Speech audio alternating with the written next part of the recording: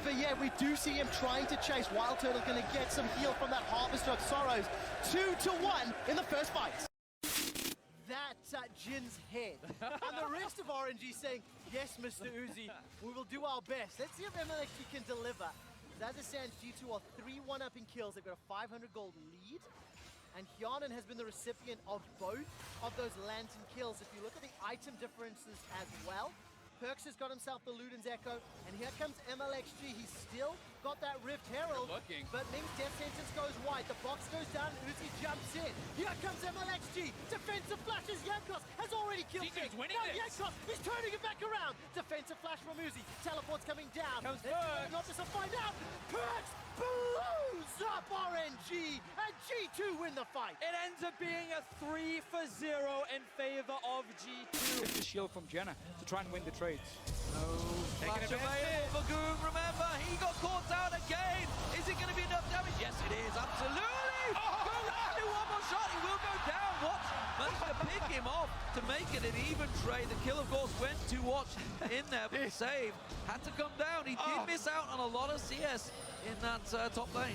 Goong had some great dodges right there. He was able to juke enough. He was gonna live, but Watch kicks over going to secure his death and the trade. Oh, it's not over yet. Yeah, Watch is still in there. We see that Loveling is sitting around the side. He's going to face check in. Flanking in. Watch gets the vision. Teleport comes around. The slow on Watch. In comes going around the side. Standard lane, Imp and PYL, they've done it before. It's not very often, but they're just going to play straight up 2v2 and try and honestly just outclass TSM's bottom. A lot of respect from both Wild Turtle and Last Boy, but you can see Wild Turtle takes a chunk there from PYL. He's going to try and farm up. Death Sentence does connect, and Last Boy goes in. That's an early flash away from PYL. Sia's going to connect. There's that 2-second stun. Imp is going to throw out really early teleports. That's double teleport. Yeah, they're going to go in now. Now PYL's getting a move back. Tyrus moving in. First blood to TSM. Not gets enough. Godby exhausted, going to be chased down. LGD though, they've already lost one. Last one. It's going to go in. 2 kills for TSM, but Imp gets the trade kill. How much can he get back? Wild Turtle now, maybe the next one. Not over yet. We do see him trying to chase. Wild Turtle going to get some heal from that Harvester of Sorrows. 2-1 in the first fight. That's Jin's head. And the rest of RNG saying, yes, Mr. Uzi, we will do our best. Let's see if MLXG can deliver. As it stands, G2 are 3-1 up in kills. They've got a 500 gold lead. And Hyanan has been the recipient of both of those Lantern kills. If you look at the item differences as well. Hello again. I guess, what do I call you? Only chat? Only chat. Hello, chat. We've got a Demon today. We're basically, this was going to be the last one, but I have a bit of an announcement. Okay. Due to random things, we are going to do a C9 review on the 30th, and then we're going to push back the List Mania to the 1st. I think that's more fun. Also, yeah, I think giving C9 a shot is worth it. Also, that allows me to finish up some stuff coming up. So, but anyway, we're not talking about that. We're talking about Damwon. Damwon Gaming Kia. Oh yeah.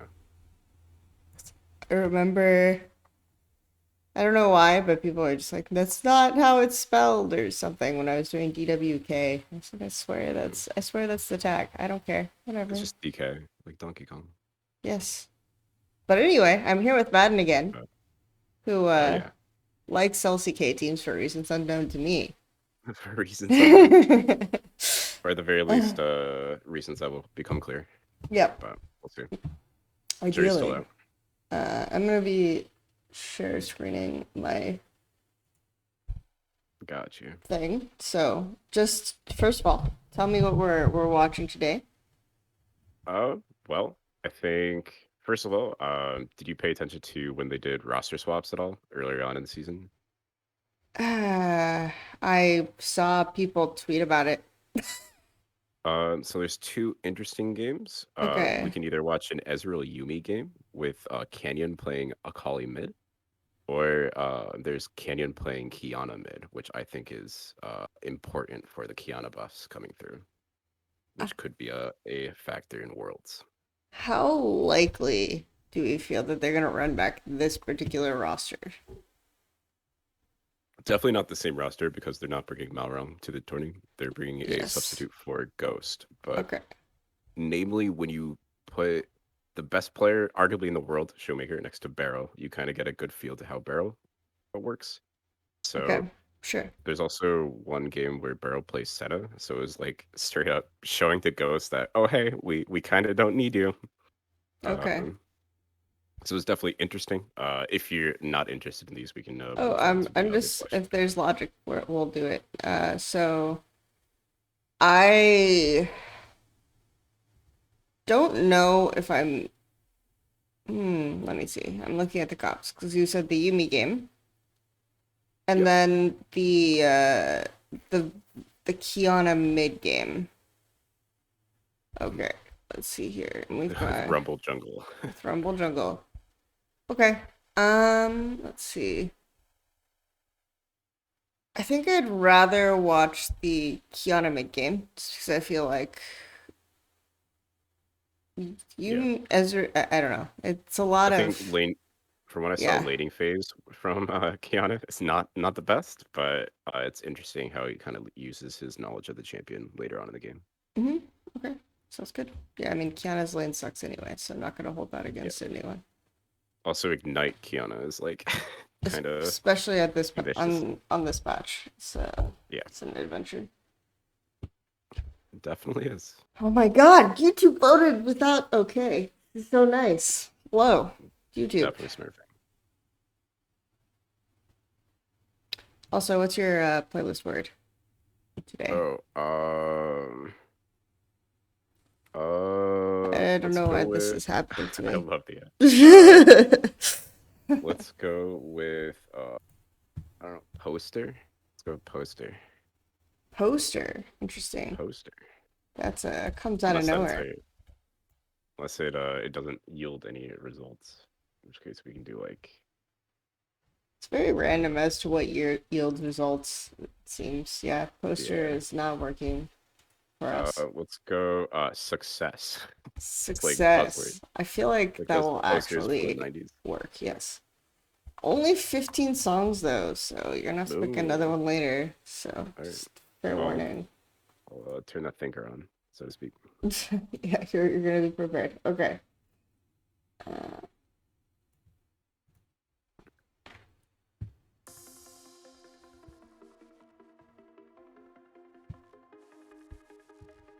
Here, I'm gonna turn off my webcam Gotcha. so that people can look at the draft. Any thoughts on the draft other than what you talked about so far? Banning Viego away from Canyon playing mid was like kind of where the draft starts, and then because notably he was just like spamming Viego in mid and kind of getting away with it. Okay. Which I mean, this is earlier. This is like 11.12, so Right. earlier Viego could do this, but interesting. The set pick is support. So they're opting into the Sylas into Gnar matchup, which is interesting because the ult interaction is good for Sylas, but the laning phase is not so much. Yeah, I mean I'm looking at this for me, and there's a lot of laning phases where you need your jungle. There's a lot of lanes where you want your jungle around to skirmish. So, particularly top though is what I would look for. I think Kiana. Yeah, I mean both Kiana and Sylas need a lot of help. I'm gonna put it this way. But you're not going to have as many opportunities to help the Kiana, especially versus Azir. So that's more, yeah.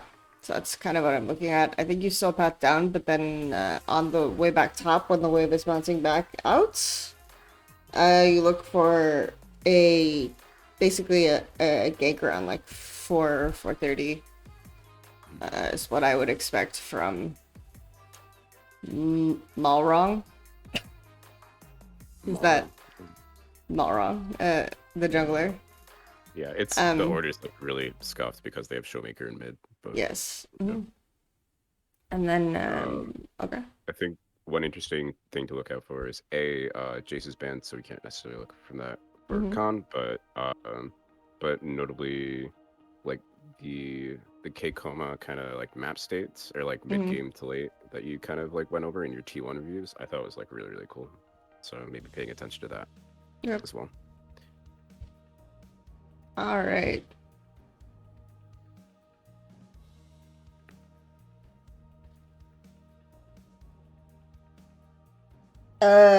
Because apparently, according to my guide chronicler, it gives you some insight into barrel if we look at these spots. So that's what I'm looking for as I'm watching barrel. Okay.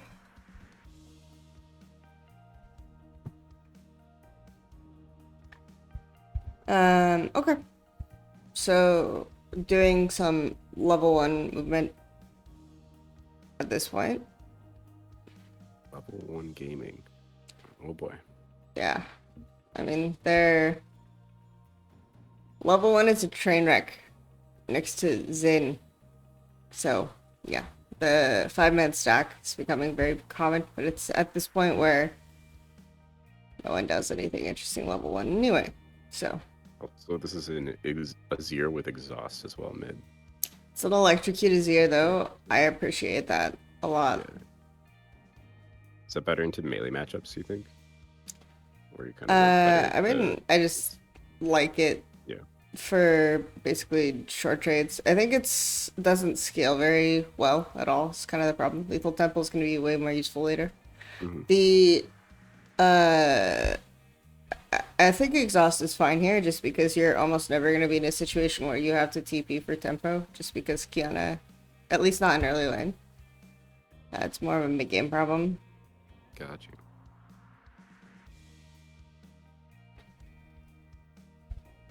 It's fun to cast. Alright.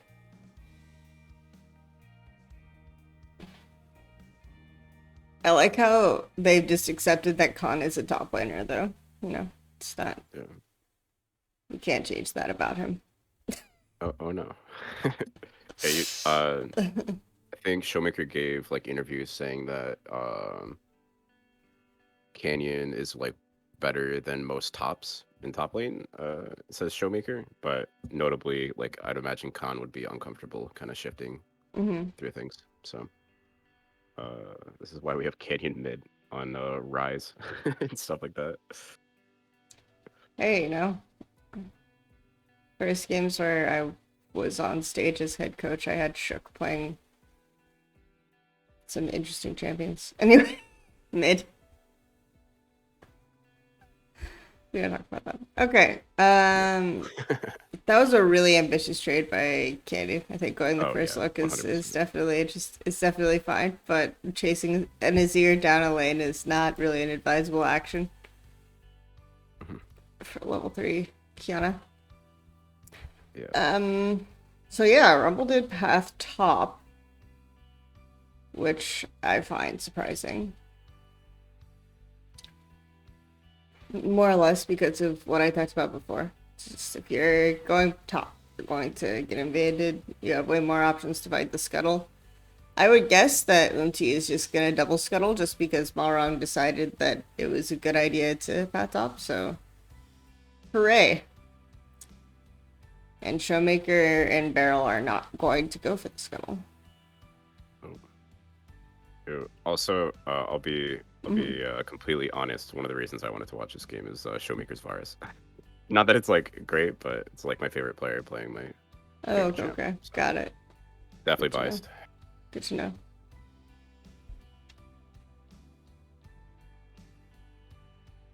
Bring back the Draft Queen video. Okay.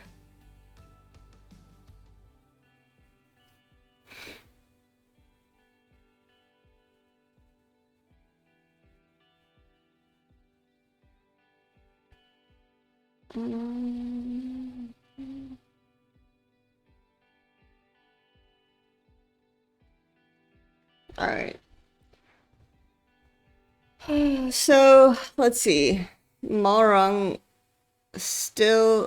and Friends. So I'm not back yet at almost 5 minutes. By Malrong and Friends, I mean Malrong and Umti. Though for Umti, it's more because Malrong's pathing was atrocious, so he got to farm extra things. Which you never really want in a Xin matchup.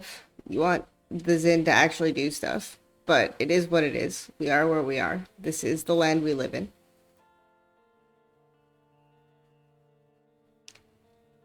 I'm looking for around this time, though, because Cannon got back on his own, for us to try to fight Drake, because that's ideal for Rumble Kianacom.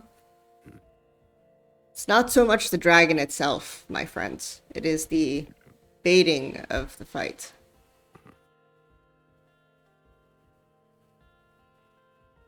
Yeah, I think that's like always a big thing with Damwon is like they play pretty slow in lanes, usually not looking for 1v1s, and then they like team fight and then like Showmaker flashes for first blood. And then usually from there they usually kind of coast through things. But okay.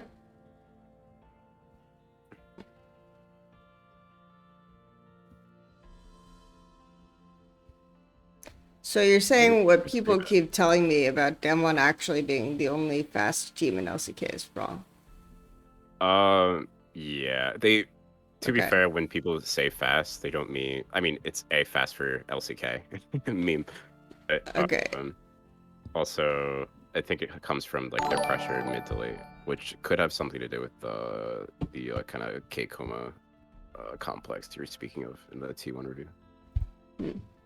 Of them like pushing every single lane, and then kind of cutting the losses, and you know, not hedging, but you know, prioritizing one side. There's definitely some hedging occurring.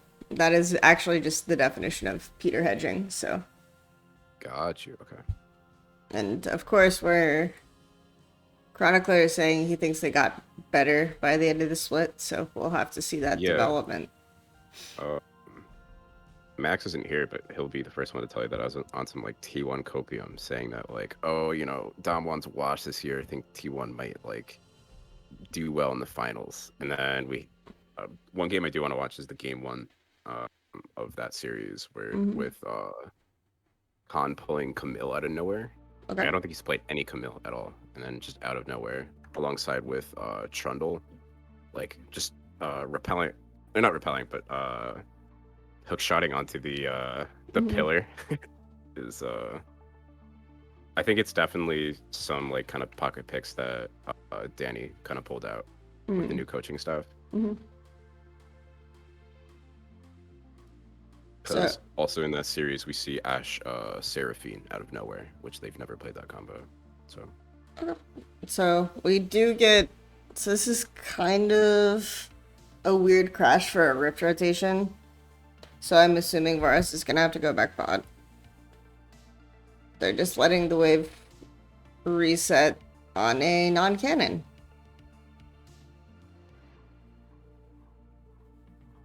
Okay then.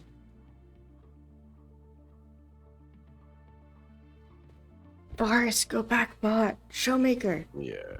I know you're not used to this kind of thing. I think he does go back. Okay, there you go. I was watching the game last night. I think even the commentators were saying go back bot. Showmaker. This is a bad wave to go top on. It is not your wave to go top on.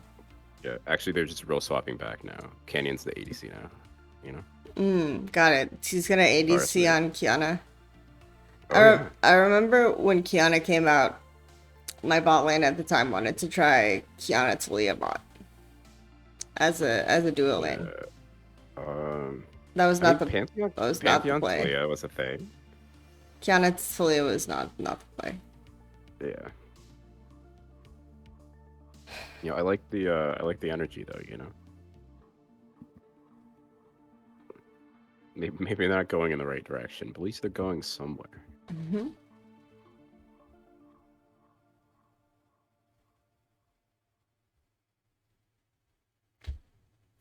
Danny, coach of the split, he made 2 teams better compared to the one that other coaches did. Where's the lie though? I don't see one. Don't see one. Got it.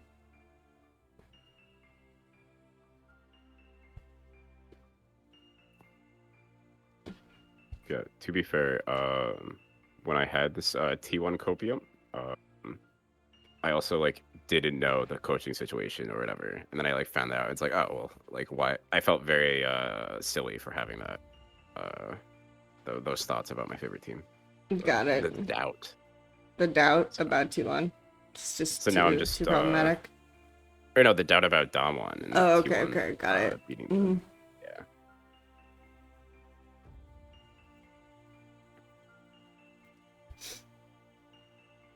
Honestly, like I said, I'm one of those people that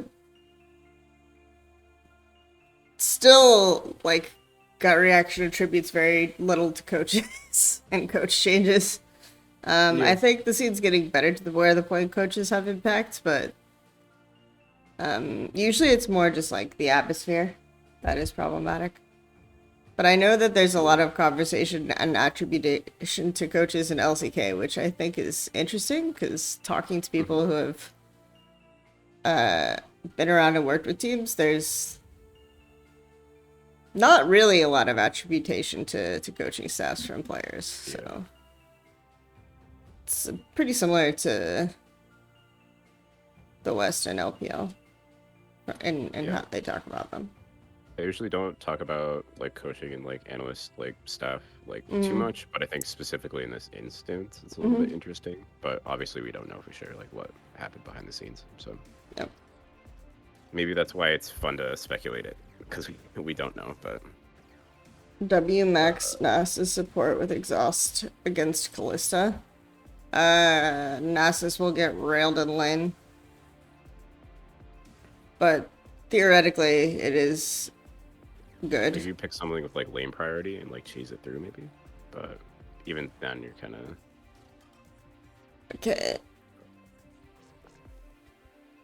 All right, so I think the thing for me that's disappointing about how this top lane matchup has gone is that there hasn't been any skirmishing top, and Hoya hasn't punished at all. So that is the disappointing thing that I am watching on my screen.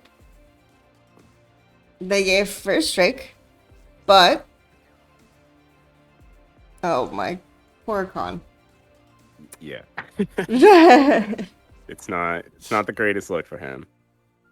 Khan on Jace versus Khan on different other champions is two different An adventure, players. and then they just drop Riftchild like this. Yeah. Okay, so far I'm just wondering why we're watching this game still. But I will say, since we're supposed to be watching Barrel, let's go back.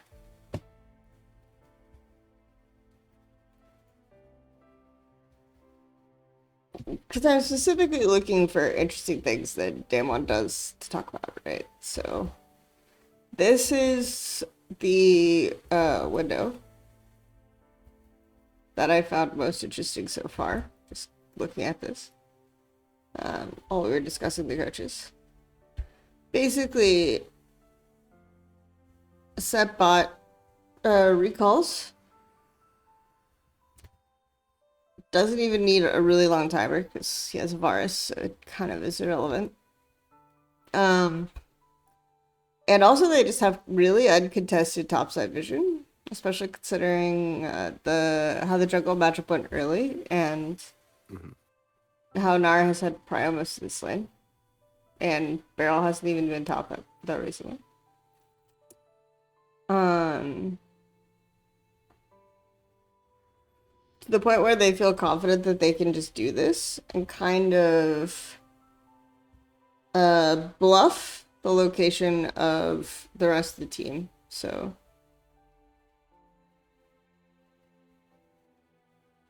nothing comes of this. They just stand here and try brush. But there's a look. I remember Miracu said that Damwon's dives look really, really weird.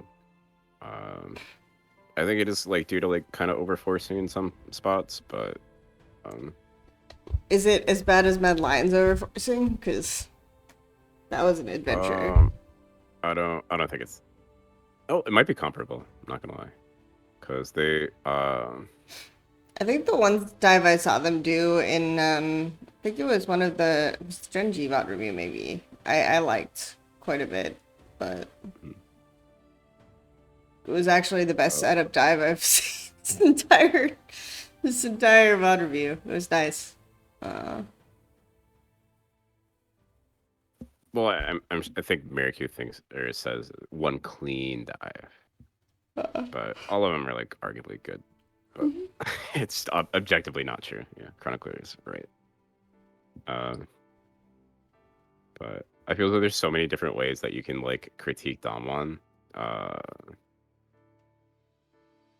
Like, you know, saying that like Barrel or Khan is washed or Ghost or whatever, or you know, they don't like dive clean or whatever. But overall, I feel as though they generally like push their advantages pretty cleanly, and they don't like kind of like blunder the game to the point where they need to like dig themselves out of beggar hole. Usually doesn't happen. Although I'd imagine, I think usually by Damwon we would have a kill by now, but like the uncomfortability of like the team roster or whatever is probably. I'm just amazed that they've gotten out of laning phase relatively unscathed without forcing skirmishes so far. I would definitely expect them to be behind in almost every lane. Biggest problem is the Azir Kiana, but that's kind of necessary. I would expect the Silas Nar to kind of be in this state too.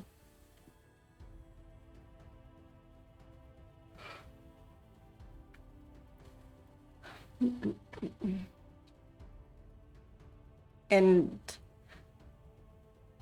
other than, I think, like, the first bot trade that we saw, it didn't seem like, just looking at the minimap and the HP bars, that Showmaker and Barrel even played that bot matchup too volatile either, so. Mm-hmm. Oh, what is happening? Yeah. Right. So. Sorry, I started talking and then I yawned. Okay. Yeah, it's okay. So this basically zoning ults and then just getting. Yeah, he's just like dead. That was a nice ult, honestly, from Mara. Mara, yeah. Very well positioned.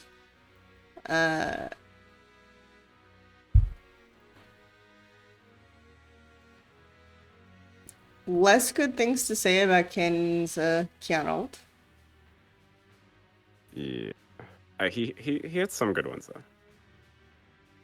It just, you know, maybe it'll take another 15 minutes, but I'm sure there's gonna be one. But overall, I mean, like these are the types of fights that you want to take, and you can start taking them as early as level 6 though, and they waited until a little bit later than that. Tiny bit, yeah. A little bit. I mean, you were saying even before 6, like things should be happening. So. Well, yeah, it was like 5:15 with the 5:30 wave coming in, and everyone knows I love the 5:30 wave. The 5:30 wave. It's my favorite. Prophesized about, you know. Yeah.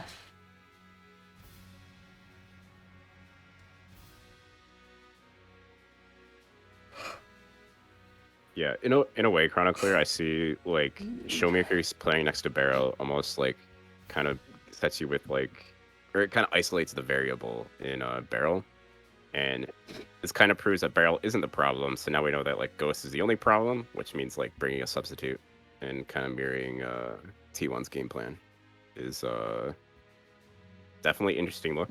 You say that, but I just remember Barrel just like actually running it down at MSI. Like actually running it down in every skirmish. No, it was really bad. In every skirmish and fight possible. And I remember talking to Emily Rand and her being like, no, Barrel just does this. So it's like, okay, cool. So I'm curious if Barrel is still like when that. Ahead, it's a little bit better. No, that's just because when you're ahead, you can force more fights and look less bad and horrendously misplay them, and then your team will carry you, and it doesn't matter. He was still horrendously misplaying fights even when they're ahead. I don't know if he does this now, but yeah. All I know is they didn't play bot lane very volatile, and I'm kind of annoyed by it.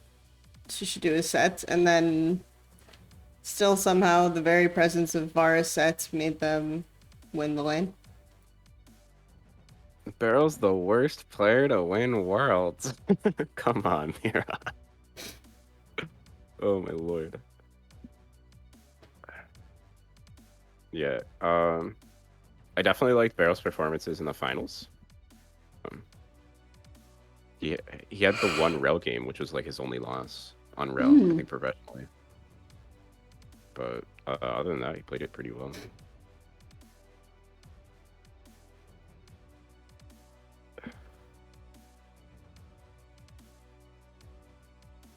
Yeah, the Dom1 Shidium coming out from Mirror Camp. Very strong, palpable. Not gonna lie, if this is the game that we're starting with, I'm feeling Dom1 Shidium as well. But then again, I'm also aware this is not their roster, so yes, it's fine. That's why I kind of want to start with this, because like. Oh, you're just trying to get me to get really excited towards the end. I see your logic. I'm saving the best games for last. Yeah, you know how I operate here. It's like, okay, this wasteland of nothing, and then suddenly, oh my god, they auto-attacked someone in lane. Yeah. That is so good. Oh my god, the Q, the burning of the bone plating. It's on my screen.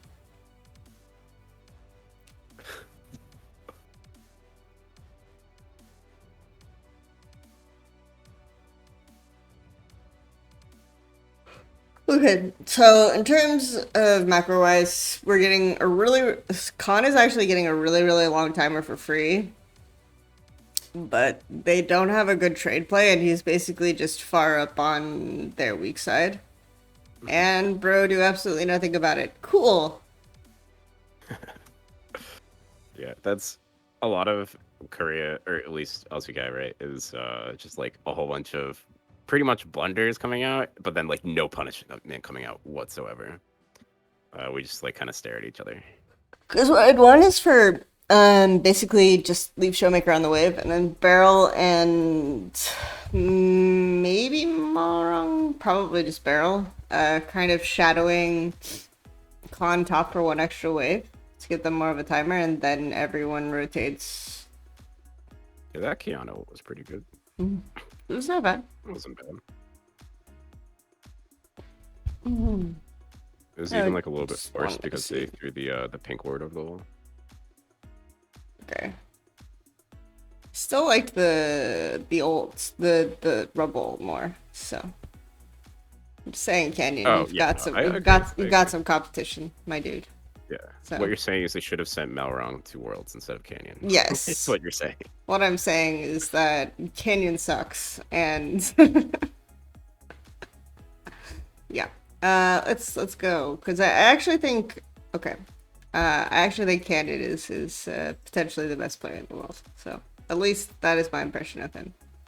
I also think this is not a controversial take, but I haven't done any recent VOD reviews, so I don't know how he is right now. I know that the last year's Worlds Meta really, really suited him, because it was basically just entirely based on what I attribute, like his really smart pathing. Yeah, when he's pulling his hair out, choosing whether or not he wants a Nidalee skin or a Grave skin, he's doing pretty good. Yeah, exactly.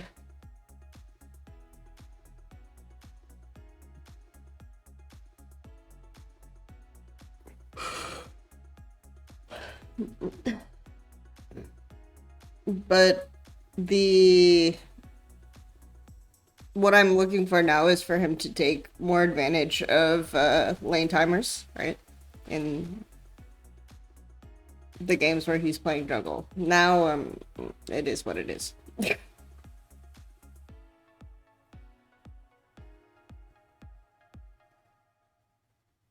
That said, we might get through a full VOD in the first hour.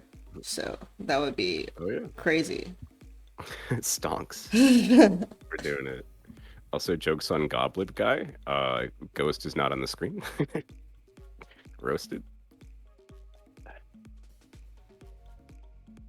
Ooh.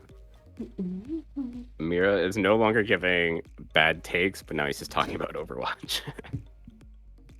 Well, that Nature is healing. the natural state of America.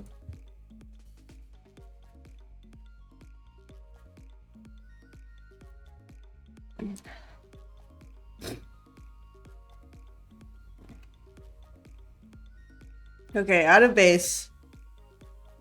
What I would like them to do here is open bot. Go, go, go.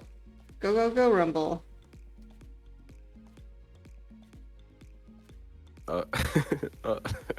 Rumble. Go bot. Why are we The all lid, going Patrick. mid? The lid, Patrick, the lid.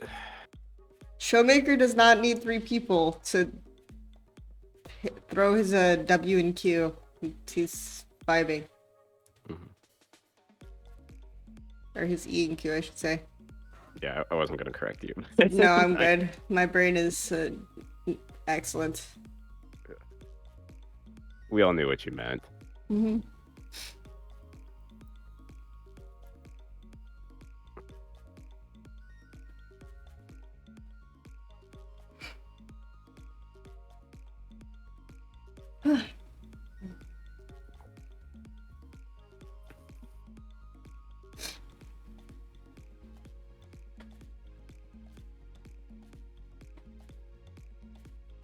See, now because they didn't push out bot and get big timer, they're gonna lose their tier 2 bot for this Baron. And yes, you're saying, Kelsey, that is a worthy trade.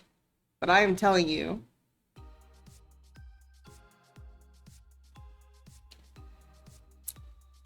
that the chance of MT just like inting like this for free.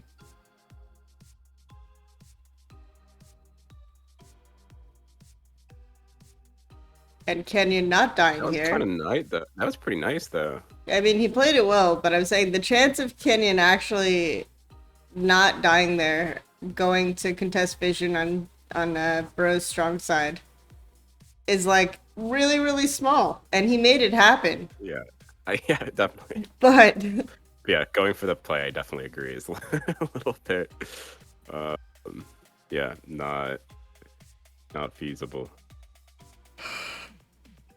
Not a play you should look for. this is how you play Kiana, though. You go for cheat vision. Canyon is Hillsong. Today I learned. Canyon is Hillsong with hands. What can't this man do? Unstoppable. What a weird ult.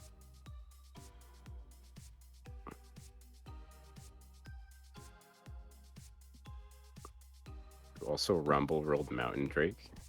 Oh, just unstoppable. See. Okay.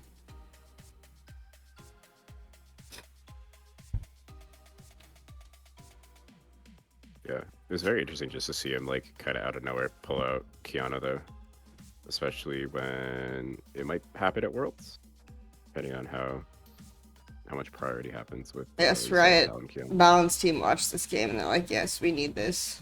And Oh yeah, left Kiana out jungle. I'll take 20. Yeah, this is like the Valorant games where they gave Ghost a break to let him think over his decisions. Yes, this is a thing that they did for a bit. It was like a month or so. That's not very chill. Oh my god. Cringe, dude.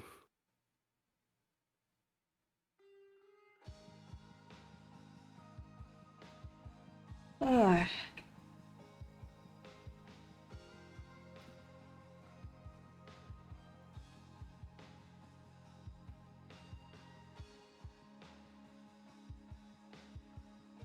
That's being kind of cringe right now. Oh my god. Anyways, pushing mid. Third Drake. I have Well- no clue what it is about Damwon Gaming versus Bro. I mean, it's not really happening in this series because I think they win game 3 as well. But it's just something about Fred and Brion that they just throw all of their matches against. I Well, was watching them in Spring Split, and I was so convinced that like watching their like first match against Freddy Brion that they legitimately like match fixed. Like, it was kind of crazy, but well, it's just something about Brion. depending on whether or not the Azir is common, if they really do just like play more calm laning phases and look for fights, then maybe it's draft. I don't know. Who can say? I have literally, this is the only, I think, damn one Bro game that I've watched, so it's all Yeah. good. It's Maybe also we an can outlier, so- watch more. Maybe. Ah, yes, the classic. Yeah. It was the The Ezreal Yuumi classic game was fake against recall. DRX, so I'm doing us a favor here. The DRX is not too hot. I do like Pioshik though. The classic fake recall, you know? Overextend your tempo by chilling in brush and then waiting for them to walk in and then killing them. Hooray!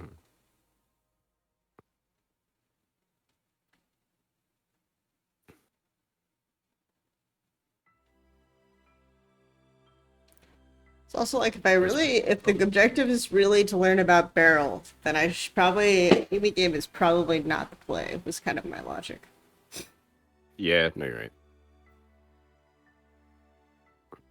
I think probably the most interesting game for that factor would be him playing Senna. Mhm.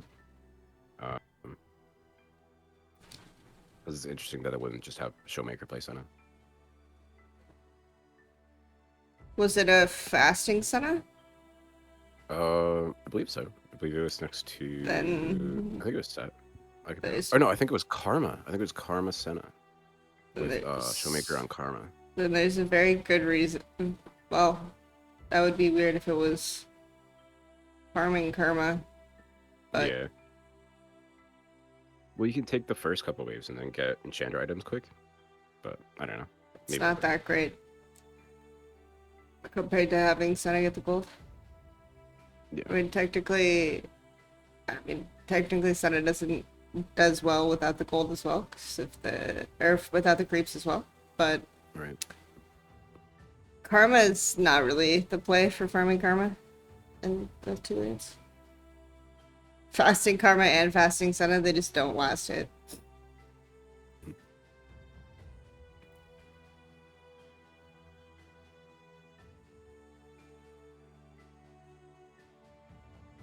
No, I wasn't serious about match fixing.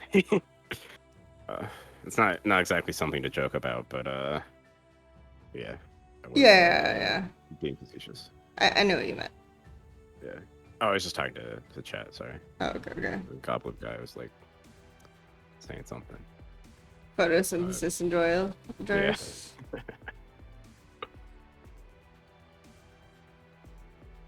LCK, the LPL waiting room. Exactly. This is I'm making an executive decision that instead of watching LCK between games, if I live view LPL next year, I'm just gonna VOD review LEC games since chat seems to enjoy those.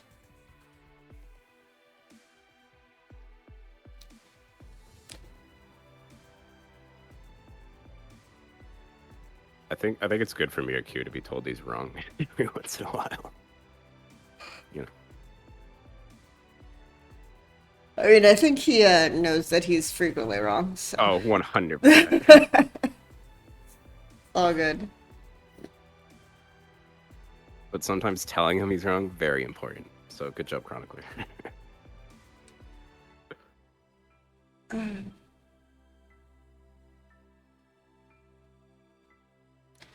I'm sorry, I'm not saying much about this game. I'm just really kind of waiting for it to be over. It's fine. Yeah. I mean, I mean, fair, it's not I think too much to say, so. I think that let's see, a couple of interesting things about this game. Like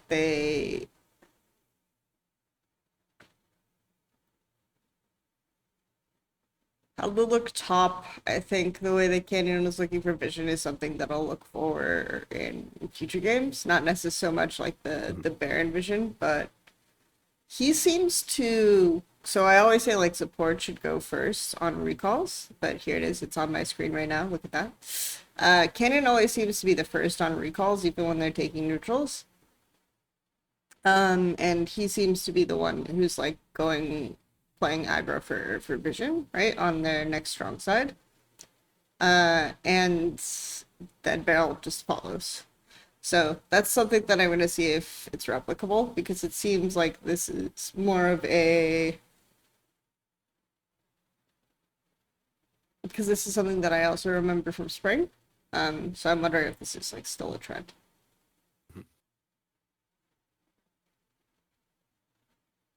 Yeah, I think in Spring for like MSI, I think I was like active, I think earlier on, but then like for the majority of it, I just had to like peace out or something. So I don't remember most of your comments on Damwon. My comments on Damwon were mostly, okay, so their early game is way worse than it was, and people keep telling me that their mid game is really good, so I'm gonna watch their mid game. Wait, they don't know what a sideline is. Okay, RNG, win MSI. Thank you, Chad. Have a good day. That was it.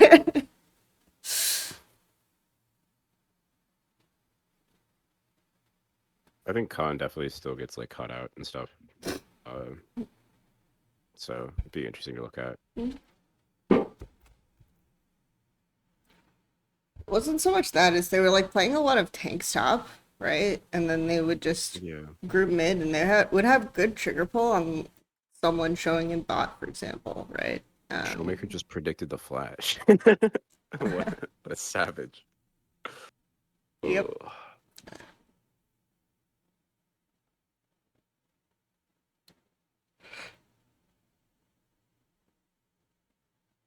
Showmaker too good. All right.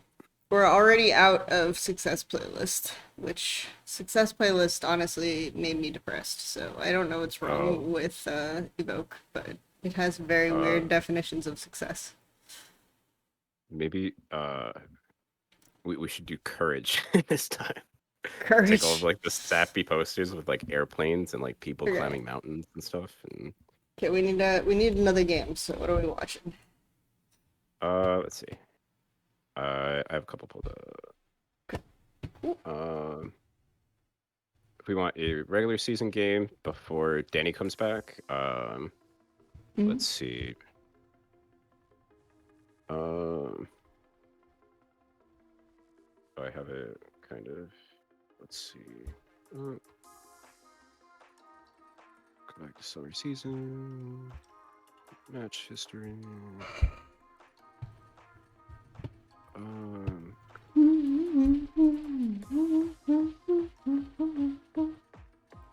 So we have both games are Canyon on Lee Sin. We have a Syndra bot with Jace top matchup. We have Ghost playing Syndra, if you're interested. Or we have Khan playing Gnar. That's probably the difference between the two. Okay. But it's 21-8-8. Okay, so it's up further. 8th August. Math. So let's see, Gnar versus it's Syndra. So you want either the Syndra bot one or the Gnar one? Yeah. Also, Wukong into Jace is kind of interesting. Into Juice, yeah. It is, especially since I remember. Okay, sure. And it's also Gen G, so we can reinforce some of our Gen G ideas. Hooray. Yep. That is also what I was thinking.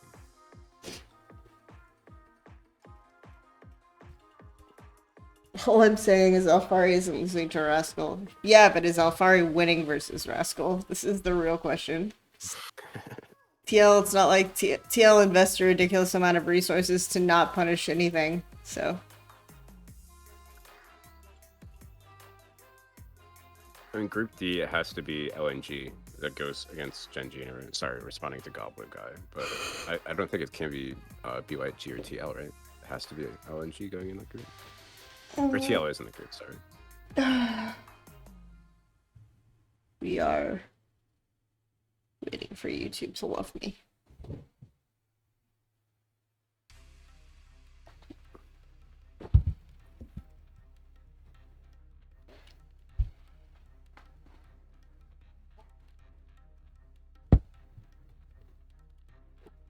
One day YouTube will love me. Okay. The day starts today. Let's go. Oh no, not the Opera GX PewDiePie ad! PewDiePie loves you too. No! PewDiePie, why did you ruin the good thing? PewDiePie ruins YouTube, part 2. Thank you for the follows so far. Captive Lotus and Grand XL Grandisle X. Nice. Okay, now I'm alert and awake. I've had my day old coffee. I've seen the PewDiePie ad. Not to mention whatever the other ad was. Yeah, and I don't know. I'm pretty sure that's a cell phone game ad. Yeah. Those get wild. I don't know how many cell phone game ads I get that you've ad seen. too, so. Yeah. There you go. It's not just sure me with my weird interests, targeted ad. Okay. Lissandra Band coming through. What do I think the meta will be like at Worlds? Honestly, we did that patch review and I've already forgotten it. You said Zoe buffs were, or at least you agreed with me in saying that. Zoe buffs were kind of notable. I think they reverted the bubble nerf. I think they shaved 2 seconds off rank 1. So I think that's interesting with all the Zoe players. Zoe's good. I mean, I still think API optimization is kind of weird. Aurelia is still busted as fuck, by the way, which I'm glad we get to see an Aurelia ban, because I don't know why North America likes to pretend this champ isn't real when it is, and it haunts my nightmares. So, yeah. I do like Dom1 banning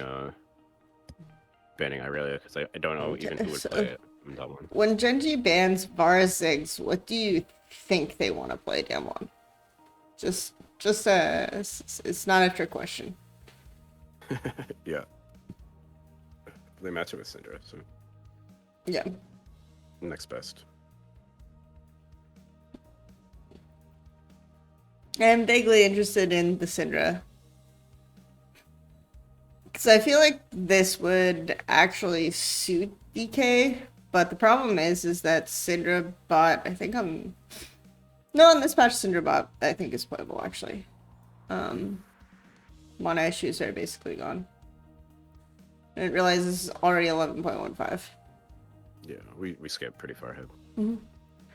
We skipped a century. It's been years since we've seen Malrong. Yeah. Every once in a while, the coaches remember to feed him in the basement. We believe he's still alive, but we are not sure. The legends still stay. still stand. We miss his rumble We'll never ults. know for sure. They were a good time. Yeah. They will be missed. The Azir fascination in LCK just gets me every time.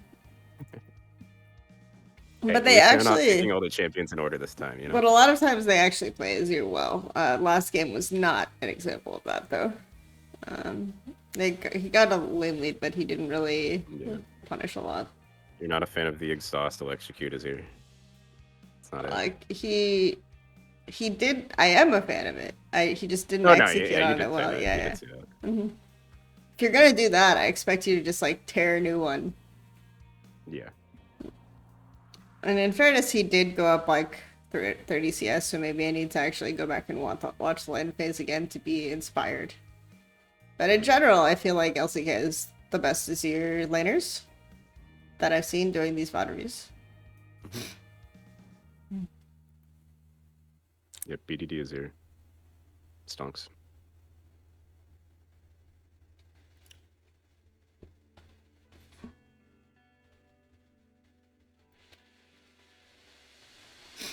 the Trundle counter pick in the first pick of Elias is kind of funny. Very low mobility. Yep. Also, I'd imagine helps you set up Syndra stuns. Syndra E, the most broken ability in the game. The most broken ability in the game. It is. It's true.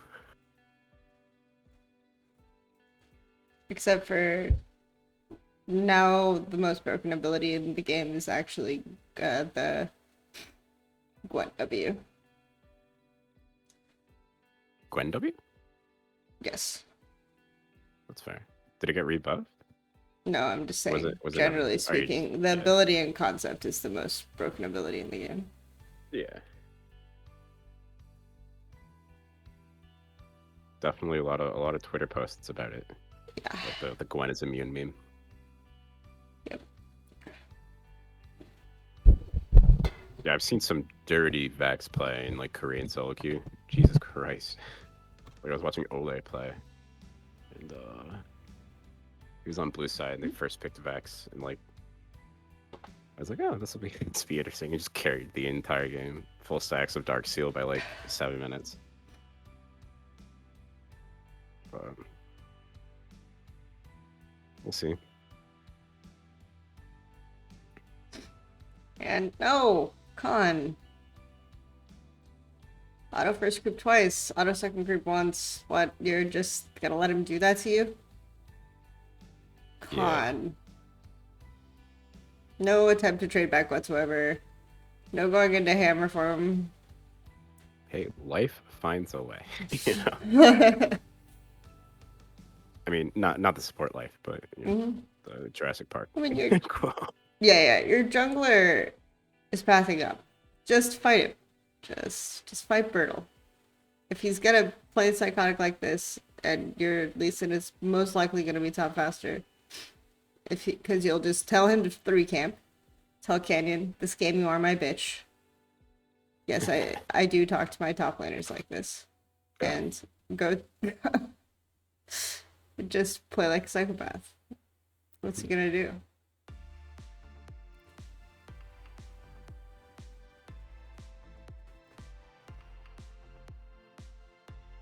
Bertle supremacy. Bertle is the best. Chronicler has shown us that Bertle is the best. Bertle Irelia is kind of cool. It's not much of an accolade, but it's better than Morgan. I mean, if we're really gonna praise top laners for being better than Morgan, how long do we have to list like literally every top laner in the world? Okay. Well, Bertle's down. On par with Morgan. I don't know if I want to...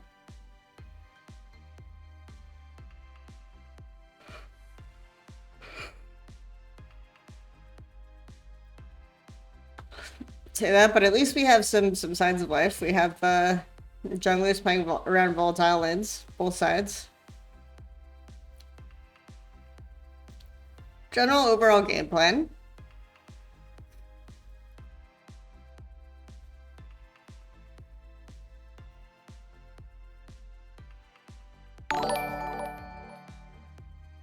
Thank you for the follow. We will fail our XT. That's a reference.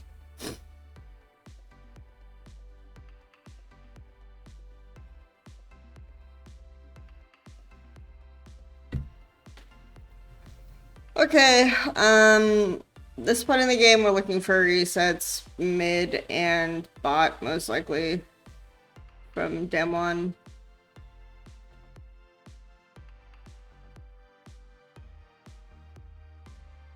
They shouldn't have, oh wow. Flash.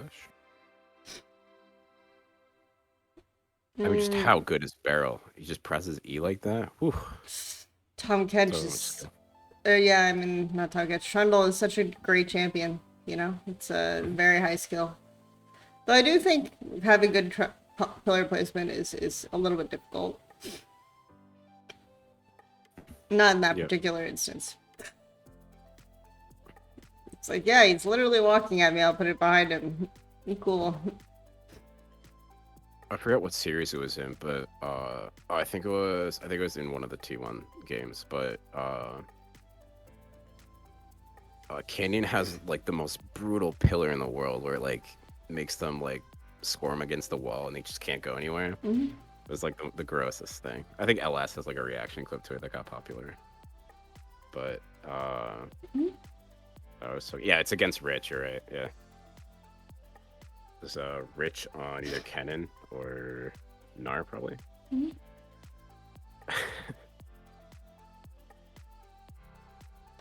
So we're already at the point where Showmaker can do whatever the fuck he wants now.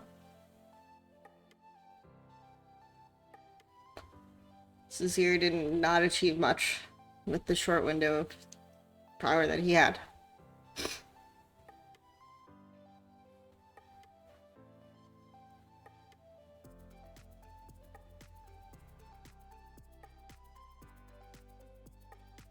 I'm looking for Barrel to take a room timer somewhere. So far has not happened. Gotta be honest. It's kind of interesting because like the first time I started actually like looking into like roam timers as support was like just watching Barrel play. I'm saying like he like invented it, but it's definitely what I know him for. Barrel Just invented roaming as a support. It's true. Oh, it's true. Yeah, you're great.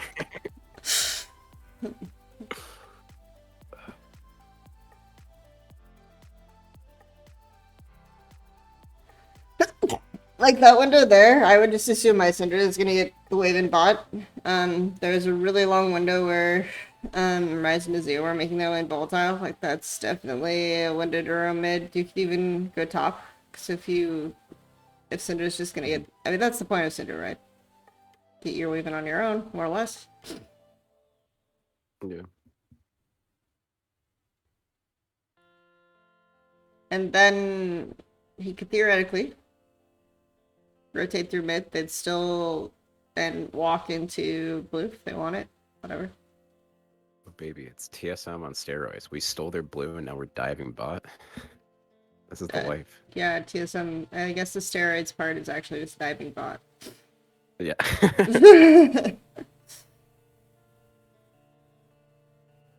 Doing something other than because usually visioning on the blue bot. usually the timer rate, it's like you get blue and then you shouldn't have enough timer to dive. Let me see this.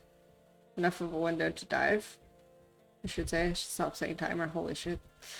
You get blue buff and then you don't have enough of a window to dive typically, but they like fast push this to prevent the Aphelios, or no, Aphelios has back.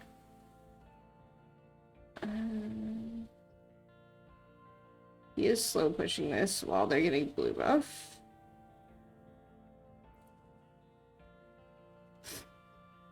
No Aphelios shows, so I would just assume right here is Azir, you get the wave. It's not the most favorable situation because it'll push away from you. But you also know that you took a lot of time out blue buff, so they have time to react. So Genji can either recall, or Genji can either look for topside, like to do camps. So like Clid can do camps here, right? Or they can look for control around Scuttle Crab invading topside. I think the problem with that though is setting up this dive on this particular wave coming in, like the minute that comes in at 7 minutes, gives you a really nice window to roam top as Barrel for Rift. So even if this dive goes badly, right? We've denied Aphelios a cannon wave. It's not the biggest wave ever to deny. It wasn't stacked to an insane amount, which could have happened because of the fact that the Aphelios recalled on that window. But instead what they did is they prioritized the timing of the 7-minute wave so that they could recall and swap top and play for Rift. So that is what I'm anticipating that they do here. Luckily, Showmaker TP top for a kill that he didn't get. He will, however, get this wave of prio. And then who should go mid here? Probably Canyon, otherwise I lose this wave. Canyon doesn't want free creeps. I know we're just killing fellas. Well, I mean, Ruler shouldn't do that. Canyon should just plan to go mid for the wave. But it is what it is. It's LCK, where Ruler, I guess, has Sven syndrome already at 8 minutes in the game. Well, I mean, he was surely playing around Damwon feeding the entire wave into the turret, right? You know? Yeah, of course. Why would anyone be there? Doesn't make any sense.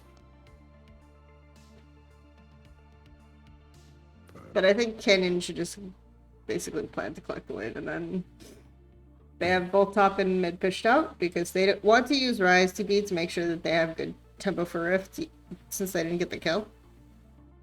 You get to see the replay again. Oh yeah. So see, like, I feel like Damwon is early game is a little bit. I hate using the word clinical. I feel like it's so overused, but it's a little bit like you. There are certain aspects of it that you can predict or anticipate that they're gonna play on like the standard timing windows, right? Yeah. It's kind of interesting because it like falls back into your point that you made about Keikoma and saying that like you kind of just play with your hand on the table and you kind of win what you win, you lose what you lose. Mm-hmm. Kind of. It's not like kind of. Yeah, yeah, it's not really. It's not really Coma. Like Yeah. I think this is just more, you know, good. It's more just like standardly strong rotation, right? Like, you know that the 7-minute wave is a good wave to play on because on bot, because if you get it off, then you have a really good guaranteed setup for Rift, right? You know that similarly, as they're basically, and then on that rotation, right? After that, if their enemy top is trying to get their wave in, make a top play there. Like, these are all just like very standard aspects of the game that are rules of the game that you can of make expectations on. And Damon's good at using those so far. This game and then some of the games that I watched doing the other mod reviews.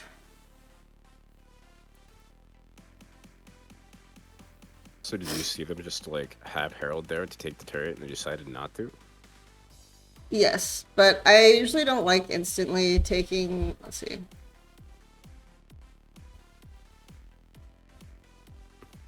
We've been talking about a lot of random shit and I have not been paying attention. Yeah, that's okay. Oh, they had it was 10 centuries. Yeah, they had 10 centuries of replays. That's why I got lost my... Jesus Christ. Okay, wow, we actually just come back in the year 2032. Okay, here we are. We're set up for top, so we got our reset off. So that's the important thing that I wanted to clarify. At least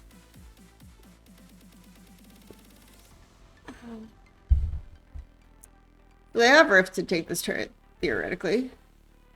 But I think maybe the expectation was, or that they think that they don't need Rift here. They could, I think the best play would be like, right, drop Rift when it's on like 3 plates. And then Khan hits it low enough so that you can one-shot it with plates. Then you're recalling and the window to head back mid or bot. And then, wait, Canyon has like extra time to do a camp, right? On bot side because his bot camps are spawning because he's a little off tempo here. That would be the benefit of just dropping Rift and recalling. Also the potentiality to get plates in other lanes too. It's kind of interesting. Yeah, that would be my assumption, is that they think that Jace can get this turret on his own. Like, we still have 3 minutes left in the game.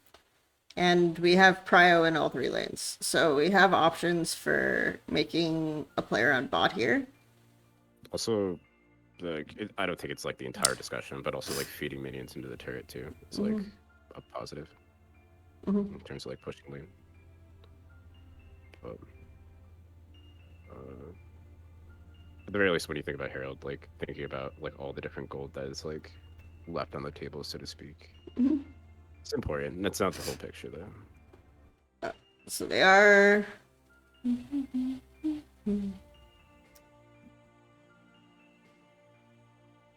Miraku is a dork and actually reads book.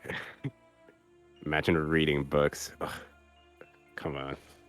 You finish Children of Dune and then you start God Emperor of Dune.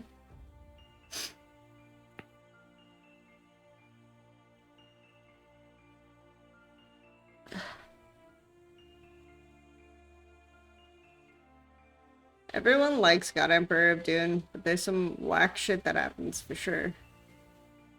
Not that I'm spoiling anything.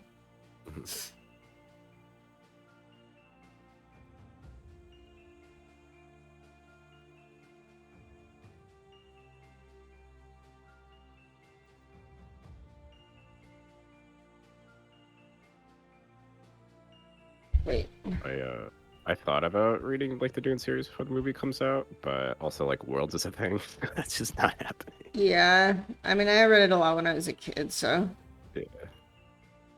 Okay, we're just dropping it for plates mid. So they probably have the same read on what Rift Herald is useful for as LPL teams then. Which is just, if you're against a control mage, you drop it mid to get it low enough that you can take it later.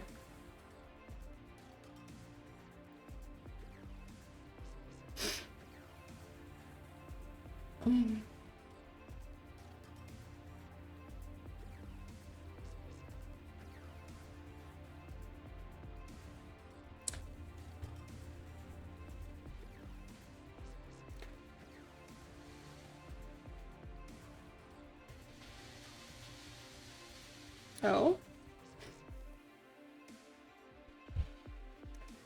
Let me see. One interesting thing that go ahead. Yeah, I was just gonna. Because I was anticipating them looking for a bot play here. Like blue buffs up. Yeah. This isn't really a wave you can play on, so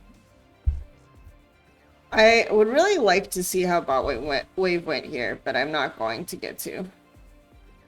No.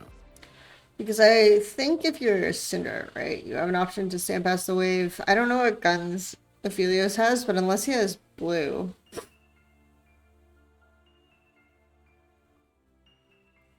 you should be able to. And Aphelios looks like really scared. He doesn't even want to walk up and touch this wave, but you should be able to slow push this enough that, okay, we're gonna play on a blue buff timer. We're playing for blue buff, and then we can dive on a two-wave stacked, or at least deny two-wave stacked from here. But instead, Ghost just pushes this into your tower, and then there's not a play.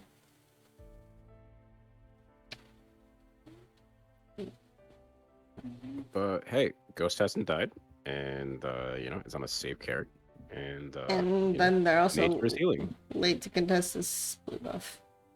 Yeah. It's fine. These are small. It's fine. I'm good.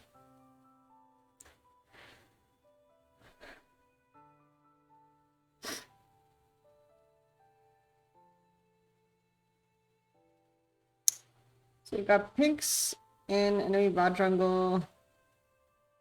Next play should be on top lane. All top camps are up, so as soon as Canyon gets this red buff, we should just hard shift into enemy top side, so...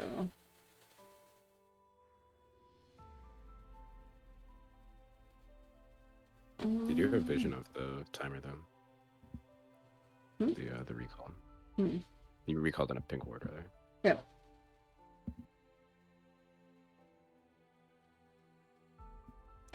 Yep. So I know it's 30 seconds until you can be top, but and there's not much you can do about it except for send Clid to cover, and that doesn't really do anything because Bertle's already there and Rise can get the way.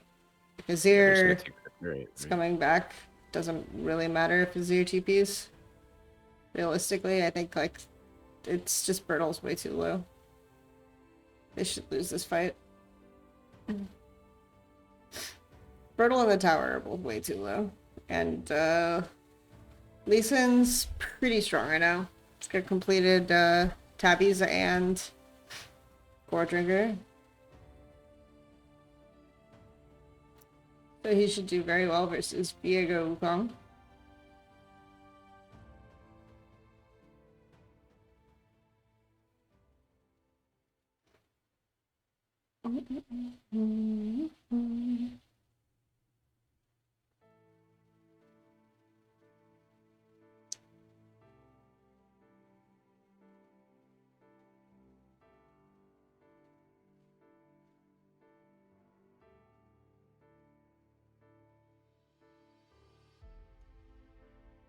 I will say the Dune film is cursed. Every attempt to make a Dune film has failed horrendously. So we'll see how this goes. Didn't like the last one have like really bad like reshoots or whatever? I think, or at least bad budget issues. I think. I mean, if you're talking about the sci-fi original series, or you could be talking about the David Lynch Dune, or you could be talking about. I was talking about David Lynch, but I also I'm not too familiar with his filmography, so. Really? Okay. Well, maybe we have a film stream at one point where we talk about movies. Yeah.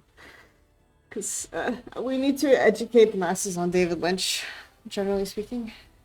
Yeah, I've heard all good things. My sister highly recommends it. I'm also like really into movies too, so. There you go.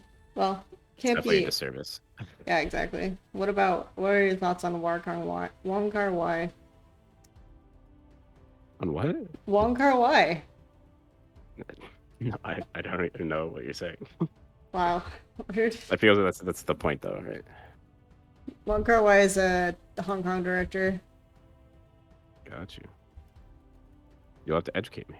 He made In the Mood for Love. It's currently Wong Kar-wai month at American Cinematheque in LA, so I've been trying to see one of those a week, which is just hard to find the time, but I'm going to see The Chungking Express with Emily Rand today. It's very fun. Hell yeah. What about Jodorowsky's? What about Jodorowsky's Dune? Now that there's a documentary about how a film director named Jodorowsky. Sorry, I paused the stream, but I have to go on this tangent, and I'm gonna drop like 10 viewers. Jodorowsky's Dune was a film that a director wanted to make. Okay, it was a very elaborate project. He was going to cast his son in the starring role, and he basically spent like 10 years trying to teach his son to basically be Kyle, which is really funny. And then to basically be the lead actor. And the problem with Jodorowsky is he couldn't get people to fund it because they all thought he was psychotic. But he had so many big names on the project, right? He had let me pull up the list. He had Pink Floyd on the soundtrack. He had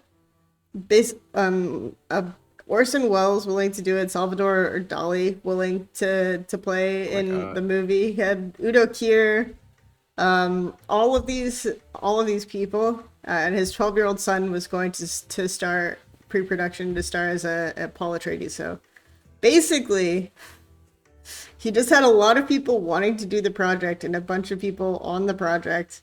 The first thing that you see in the documentary is he said, "Oh yeah, I never read the book," which is really fun. But it's like this, but it's a really good documentary if anyone's interested in seeing it. It's like I would have watched the shit out of that movie. It's excellent. Anyway, Jodorowsky, Dune is a cursed movie. Dune is a cursed movie. Anyway, back to the video game. Brilliant tangent though.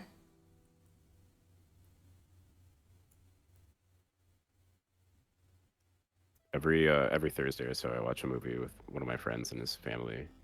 This Thursday, we watched Little Shop of Horrors. I didn't know that it was the music was done by Howard Ashman and Alan Menken, which like they won Oscars and Grammys for Beauty and the Beast, and so that was like kind of interesting. And I like guessed all of the movie like at the start. So my friend was like trying to like break it to me. Go ahead, we can. Yeah. No worries. Okay, so we're rotating off of mid control. Showmaker is pushing in wave top. Looking for recall. Oh, it's a fake recall, guys. It's a fake recall. It's fake.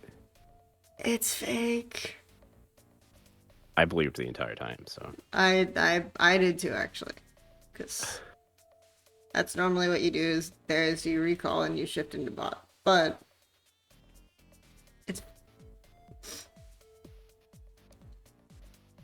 Now they're keeping all 3 lanes pushed. Rise, I'm guessing Rise doesn't have to recall because he's just staying on map. He's greeting for item. Yeah. Shinzi's pushing one more. There's not much to get on this lane. In this map right now. The real recall is the friends we made along the way. It's true. Yeah. This one was fake. Okay, now, okay. So he was, I'm pretty sure he was greeting for item. Because he had to use CP for tempo. And now they're dropping Rift bot and making the bot play that I expected them to make on the last rotation. So they delayed one rotation, I think, for Showmaker to get an item. What did he buy? We must Phoenix know. Codex. He upgraded he got stopwatch and Codex, I think. It's not that great. Not too hot. And also then he died for dies. Yeah. Why? It needs How does this stopwatch, though. happen?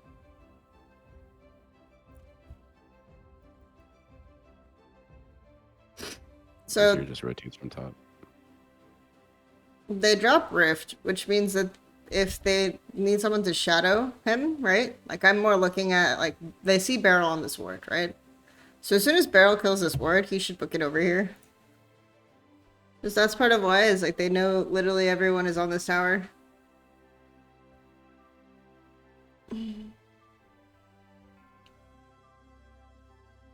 I'm just gonna find ways to blame Barrel for things. It's gonna be the theme. Yeah, I'm not doing it on purpose. It's just happening. it's okay.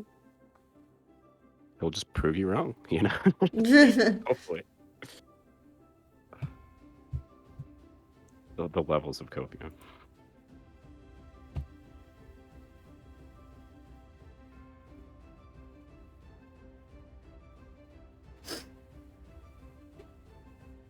But at that point, there's no reason to really shadow the Jace lane. You already got the Rift Herald in. Your job as support is to just not show on the map and hover mid.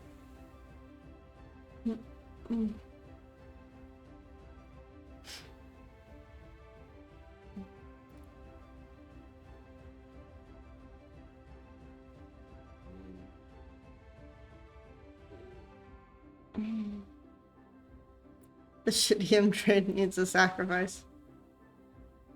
Throw Barrel in the furnace. It's like a shoveling coal.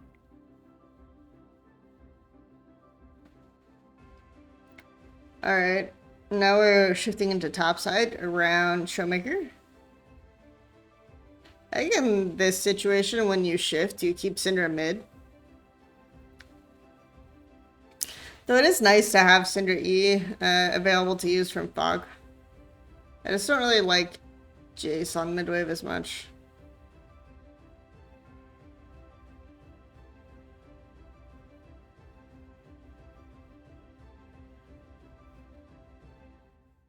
Jace isn't even going top.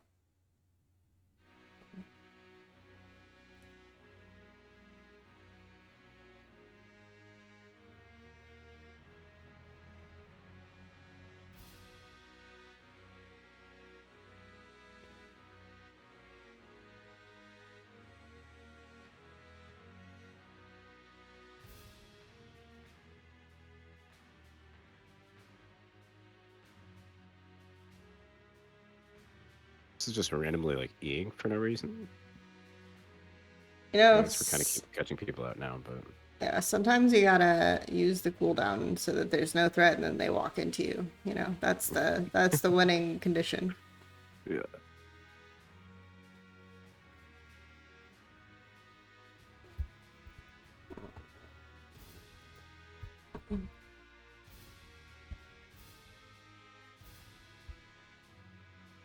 This is very like Pixel Age Final Fantasy music right now.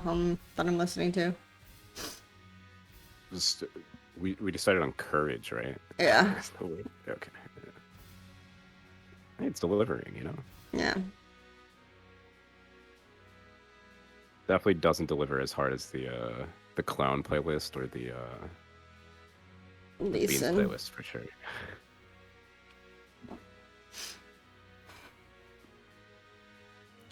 See, they had to pick onto the support, and Canyon just has to throw it away like that.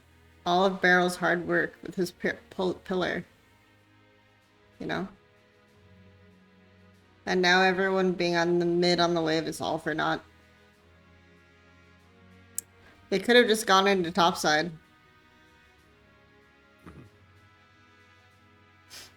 I wonder if they just like trigger pull on Baron randomly. Well, I think like let's actually talk about how they could have set that up better. That Drake. I think it's worth discussion because we have criticized everyone else's Drake setup a million times. We have entrances warded pretty well. They have entrances warded, but they have Jace getting the wave and bot.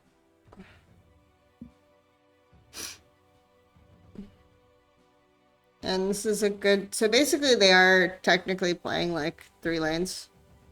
They've got the wave in top. I think Showmaker should already be recalling.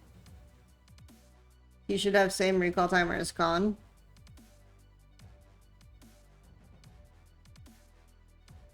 But he reads this extra wave top. And Khan does jungle camps. Basically, the biggest weird thing for me is how little Genji actually just address their waves.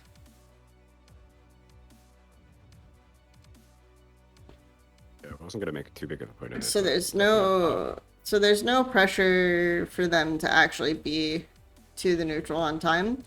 From here, I don't like them all showing like this, right?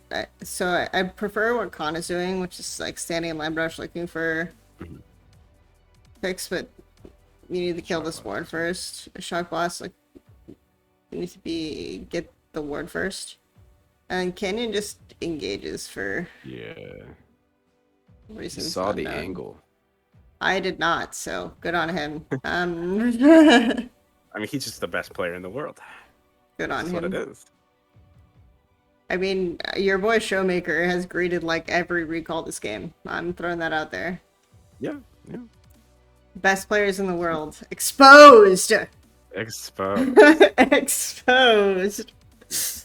Go back to Varus, buddy. Oh, it wasn't too good on Varus.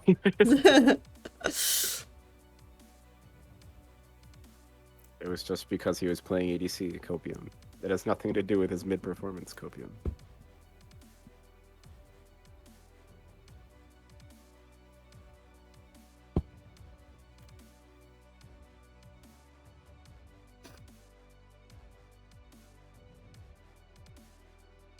Forest mid incoming.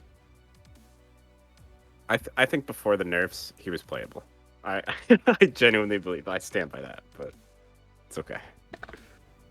It's like the grandma get to bed meme. Sure. So, okay, yeah, sure. Just not gonna get the bot wave. It's not for us. We do not care for the bot wave. We must stand around the Baron. Awkwardly.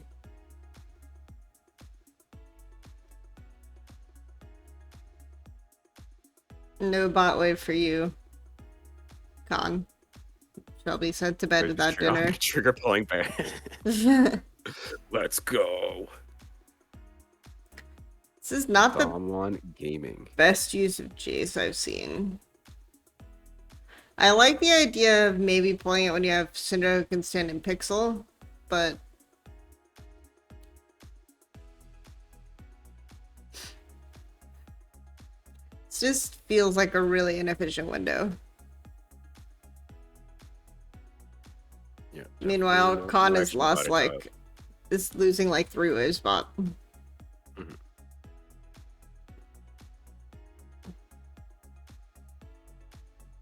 And now we let them in to have Baron control anyway. So They and scuttle through it, but yeah. Wukong gets to eat a fat wave.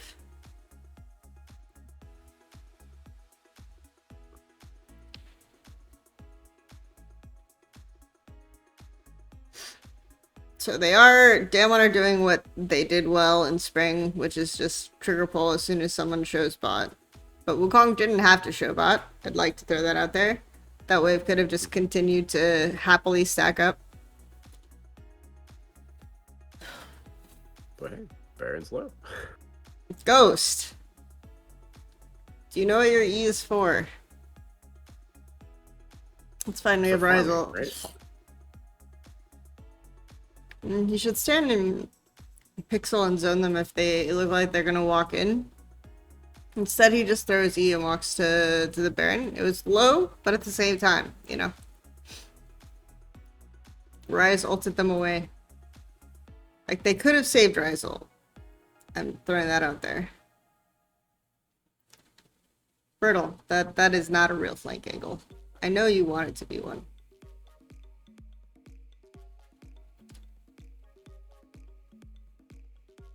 When you get 1v1 by the jungler as a top laner, it always feels bad.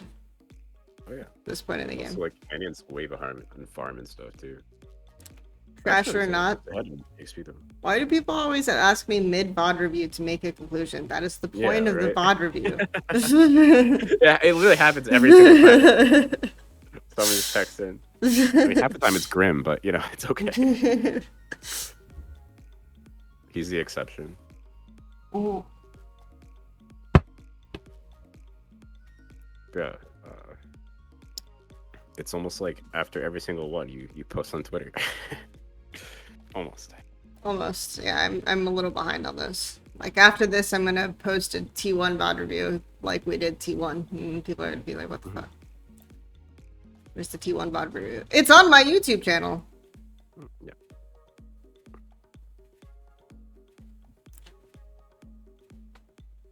I was watching it like pretty sped up, and then it got to the point where you were also watching the game sped up, so it was like watching League games at like 6x speed. It's like nauseating.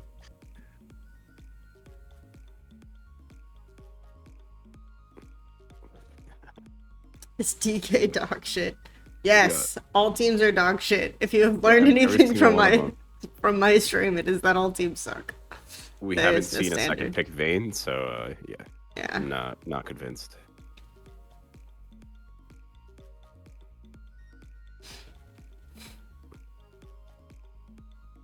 I do not see Iwandi on my screen, so clearly they're dog shit. It's just doomed. Do LCK teams know how to take dragons in any other way than just like looking at each other? This is the real question. Did Demon win this game? My goodness. Yeah, oh yeah, they do. Oh, I can see it on my screen. Yeah. Yeah, that BDD ult was yeah, interesting. Unfortunate.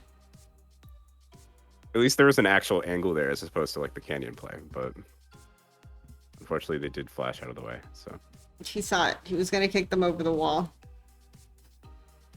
Something like that. I don't know. I have no idea what he thought he was gonna do.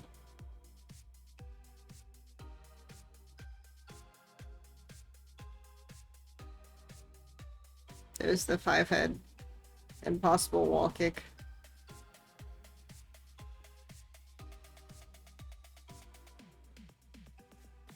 Zooming in on him dancing with the Godfist Lee Senskin. Yeah. He then goes Don't on to put play another Lee pot again. of the Ares Syndra on my screen ever again. Okay. What I think next? that's the only Ghost Barrel screen.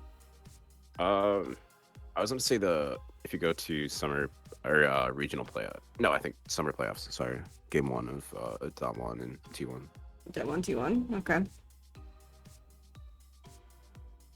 Nice. Yeah, the Camille one. Hell yeah.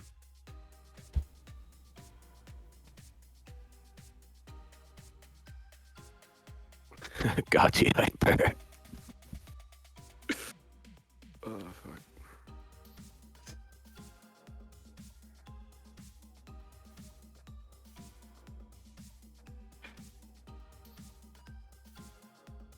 Alright, I'm gonna turn on my AC while my thing is doing this. Got you. I'm actually gonna grab a water bottle, so we'll take a break too.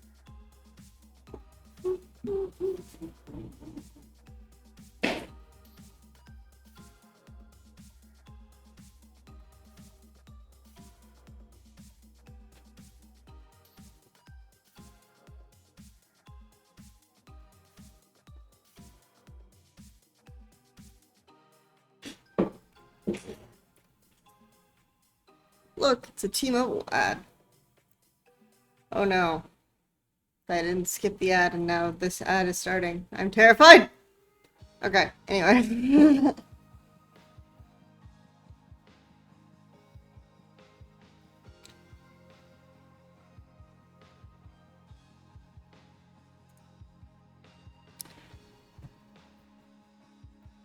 Just set up the draft.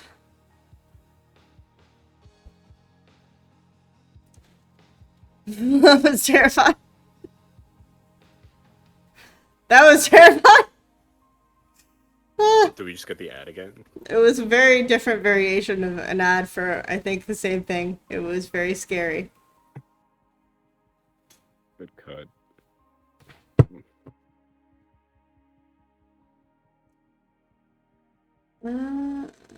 T-Mobile and Verizon. Alright. So we are on the Rise first big train. Does LeBlanc exist in this region? This is the real question. Does anyone know? Any thoughts? Wait, I'm sorry. What did you say?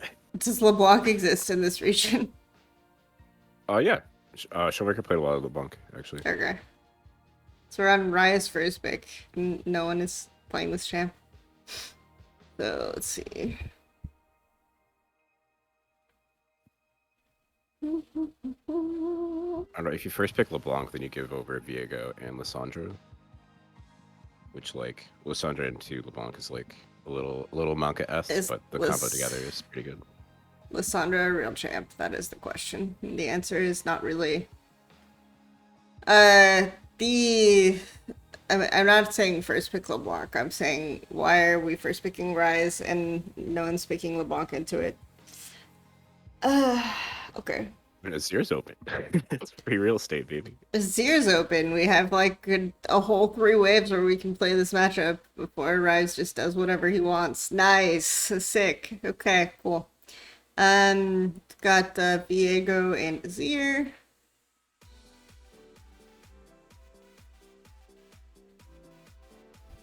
This is 11.16. Gwen should not have a fun time after the first 2 waves. Yeah, I don't think she does. She does not have a fun time, I mean. I would make more sense for this to be a Viego top than a Gwen jungle, but Gwen jungle with the E-nerf is really hard. But some of her spells, I think it's Gwen. Yeah.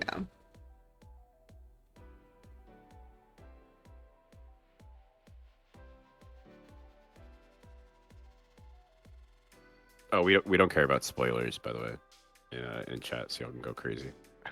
I've watched most of these games. Yeah, I don't care about spoilers. I've never cared about spoilers in League because I just watch for the game itself, and it's very rare that people like spoil things about a game that are things that I care about and pay attention to. So.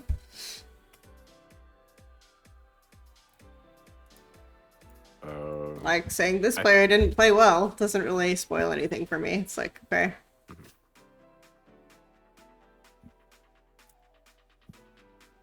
She already started doing interviews, Twitter. So the intention was for the open job posting to end on Friday.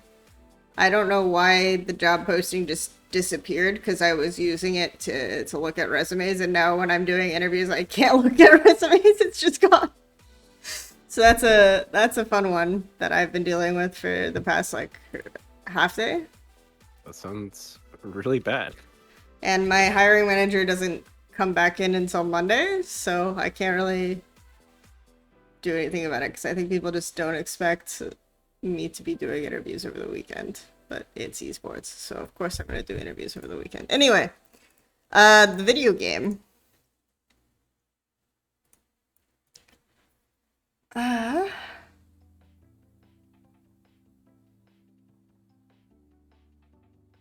I'd prefer Curious Echo instead. To Echo, or as opposed to Amumu support, which was the original question. Mm-hmm.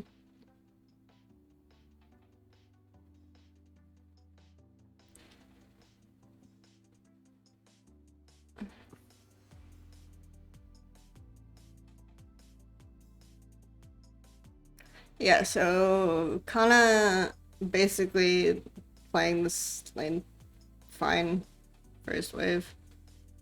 She's out of bush. Camille can't do too much until level 3.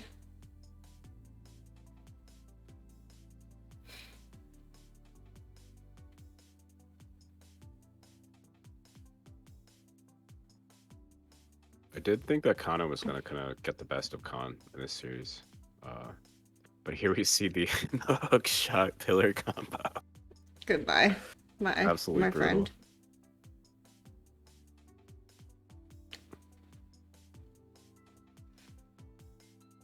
I'm just glad to see a 3 camp gank, you know, in general. On a volatile lane. Like when a lane's volatile like that and you start bot and you are planning on playing around top anyway, especially if you're playing like a single camp jungler, and by a single camp jungler I mean like single, oh that's so depressing. Oh. A single monster jungler like Trundle, then this is so sad. Bye Faker. It's just doomed. Or it's already over, the video game.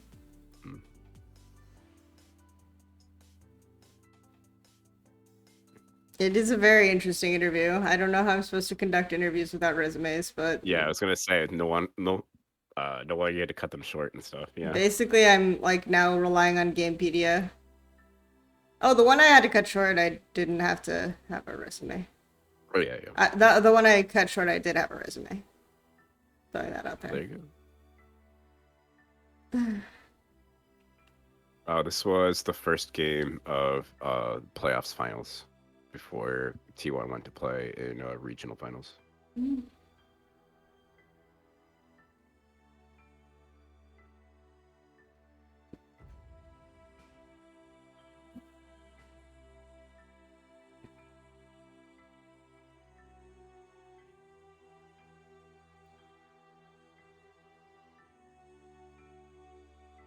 Mira, do you build Wit's End too?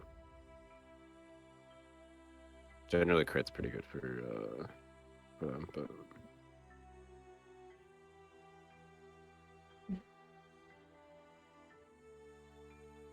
Run!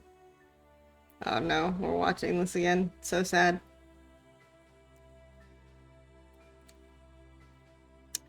Okay, from here, T1 can,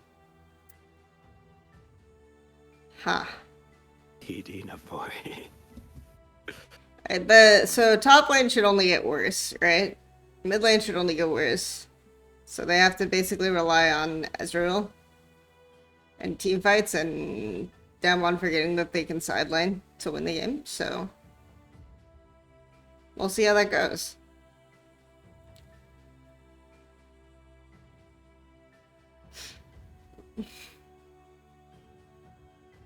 Because you basically have to engage mid with side prio on Ezreal to get mid prio, unless you snowball bot.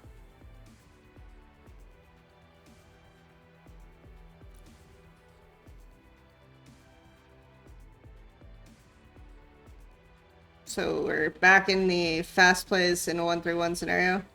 We're just holding freeze top and in perpetuity for Cannon. Cannon's done with this freeze shit though. He's like, no, we are rotating around the map with your lead. It's time for you to gank mid like a real Camille. Yeah, J663. I had no clue what you're talking about. Like, this is the game that I picked, saying that Khan is like, not what we thought. We can talk about the other games, but this is not the one. This is not it.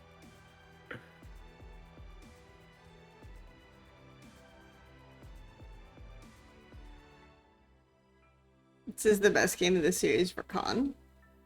Is that what he's saying? I don't even know if that's true, but this is definitely a good showing from Khan. Mm-hmm. I think one of his Jace games is pretty based, but see, because all I'm seeing so far is that Canyon is spoon feeding him based off of frozen wave states when at this point, like, he can be looking for bigger plays than Freeze. So right now he's got Sheen Phage versus D-Blade, D-Ring, Boots. I am expecting a lot of volatility from this lane.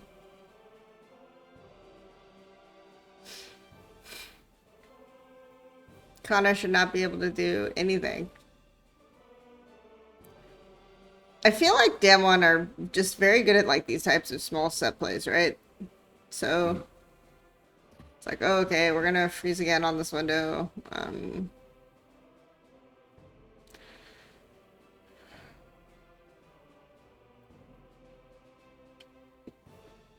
They should give Rift so that Canyon can do his top camps.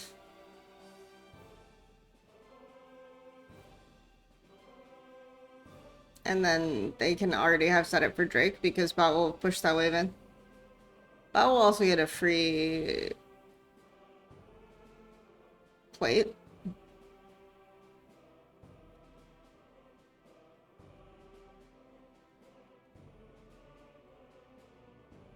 Ghost 1v1 Teddy in the backline. Yeah, I mean, he should lose to Ezreal should lose to Ash on this timer if they're just gonna throw autos at each other.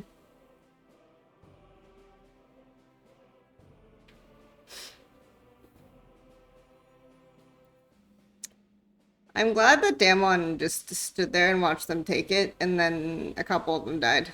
I think that was a good use of their time, personally. I don't know about you. Yeah.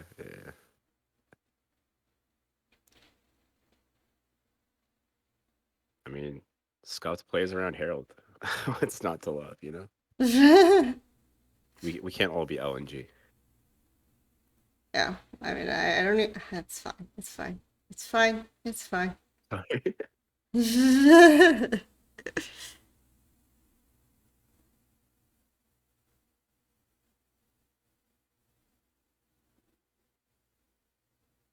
This isn't their worst trail. I mean, it's a very easy give. Like, that's a very straightforward give. Ash just gets the wave bot.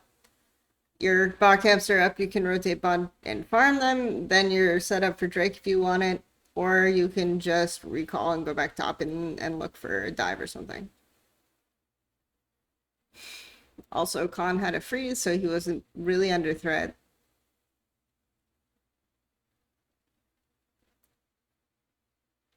Okay, we might need another playlist. So we did success, courage. How about perseverance? Huh? Perseverance. We're just sending the good vibes to Damwon or what? Yeah, we're doing all the. I'm not sure if you've ever seen it, but the those like posters with like the buzzwords on them. Yeah. I don't know. Guessing Perseverance is not gonna have a match. Yeah, it does not. So Yeah. Let's go with Oh wow, I don't know. I was real invested in the perseverance. Let's see. We did courage, we did success. Let's just do victory. Why not? victory. Pretty similar to success, but hey. I don't know. The success playlist was terrifying.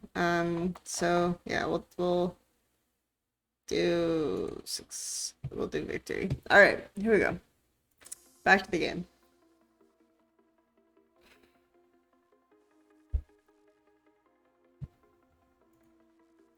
Yes, C9 is not going to play either one of these teams.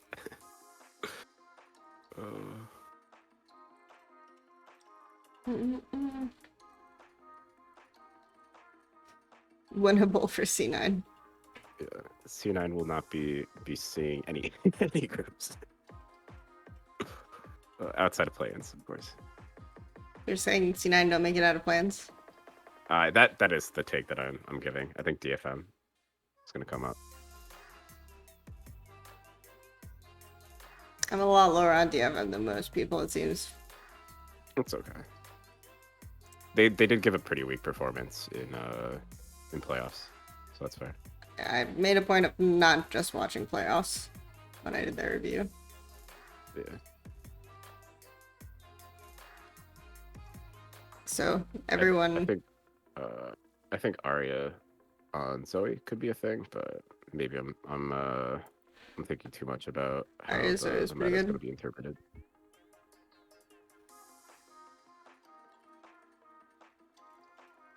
And Arya on LeBlanc is the better thing, but I don't know. Some of the quality of those games where it's like literally just hand stiff every time. Yeah. Also, the not necessarily priority, but the I mean, at least Arya has like 100% win rate on Rise with like many games played, so kind of interesting.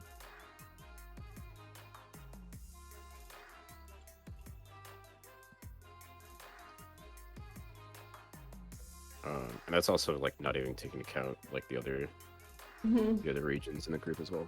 But at the very least, two teams that I'm higher on than C9 is Beyond and BFM.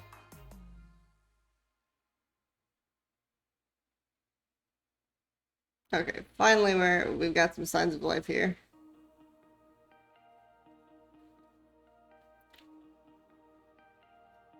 So they make a lot of top plays around freezes, I guess, based on this game.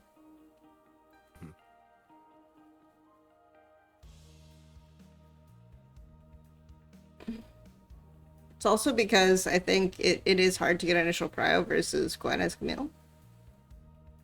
So it's probably easy to make a play around a freeze.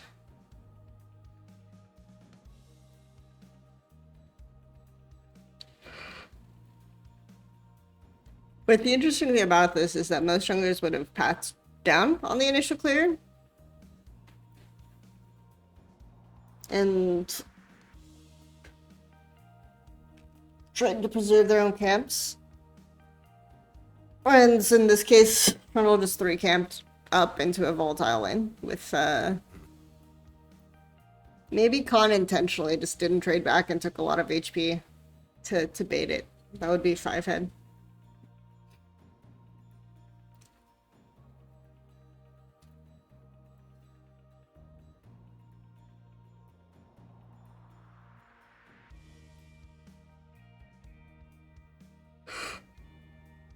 Oh no, he missed the ulti. It's doomed. As soon as Kana misses the ulti, it's a sad day for Gwen players everywhere. Well, Keria caught out in river while Ezreal's on the bot wave. It's a nightmare.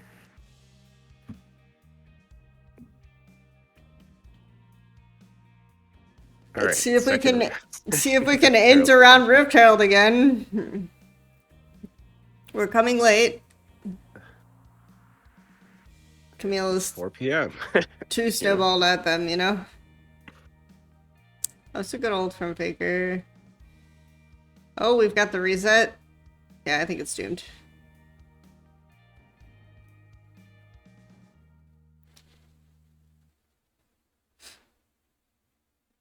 So I think the early game's okay. It's just very basic, I guess.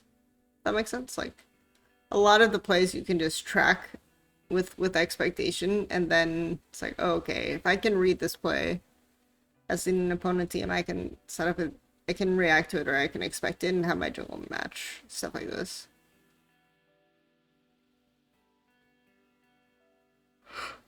Yeah, not only is a 5v5 for Herald the first one, but also on the second one. Yeah, it's important. Yeah. Second one with no T1s down as well, so it's not like you're even defending T2s reliably with this. Right. Gotta get that Drake pressure, am I right? Any That's truers the in goal. chat? They don't even use it for Drake pressure. They're probably just gonna drop it mid and try to take mid T1 versus Ezreal. That is my prediction of what they will do.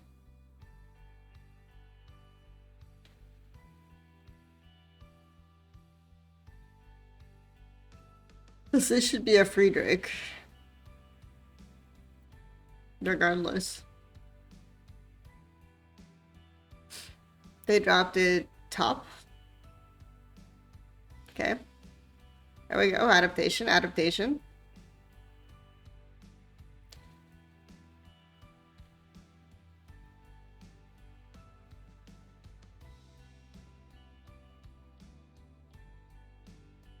Okay. Really? Zoning. Zoning. I really like this from T1 though. I'm gonna be honest. Yeah. So it's like we know we can get 2 towers in one shot because damn one will mindlessly run to the Drake. Even though, you know, that 1730 first Drake is probably not gonna win the game for you. I'm fine. I'm good. I'm totally vibing. He was just gonna drop rooftop and get two turrets for it, which is good.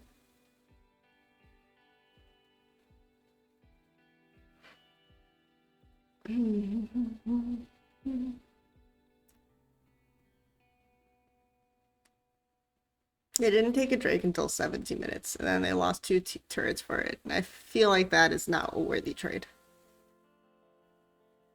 Even when you are like up gold like this, even after you're like blundering the first fight. Actually, I had a conversation today about whether or not Perks' game knowledge was outdated now that it was Dragon meta, and I was like, maybe in NA. It's not Dragon meta. People have realized that Dragon sucks, and I expect Riot to buff Dragons again because they want people to fight like monkeys around Dragons, so it's cool. Or they fairly stop fighting like monkeys around Rift. Yeah. And bring your bot lane up. Yeah.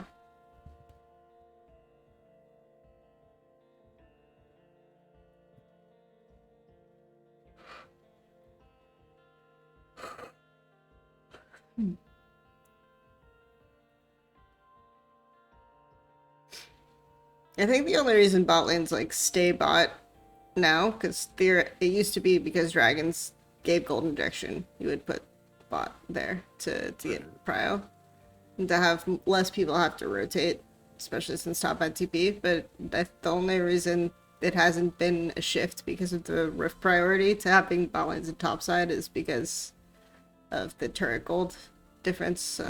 But very few people are actually sieging turrets before 5 minutes anyway now. Yeah. So I don't know. I remember when we used to see that, like, it's an experiment. Game. Yeah, where people would just trade bot and top tower at the start of the game. Yeah, I mean, it's a long time ago. lane swap. But I'm just saying, like, why don't people? It would be interesting to see if like people just ever rotated double bot lanes top, just so that they could have easier access to Rift Herald. Mm-hmm.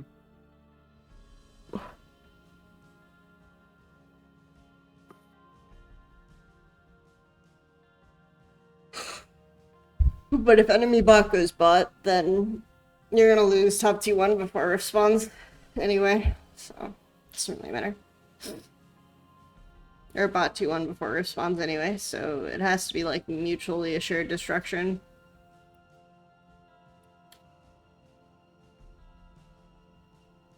Well, you could draft in a way to like make it so like you have an advantage in this way. But... Dive on the 530 wave and then swap top. 530 is a new buzzword. 530 is my buzzword. I love the 530 wave, okay? Yeah.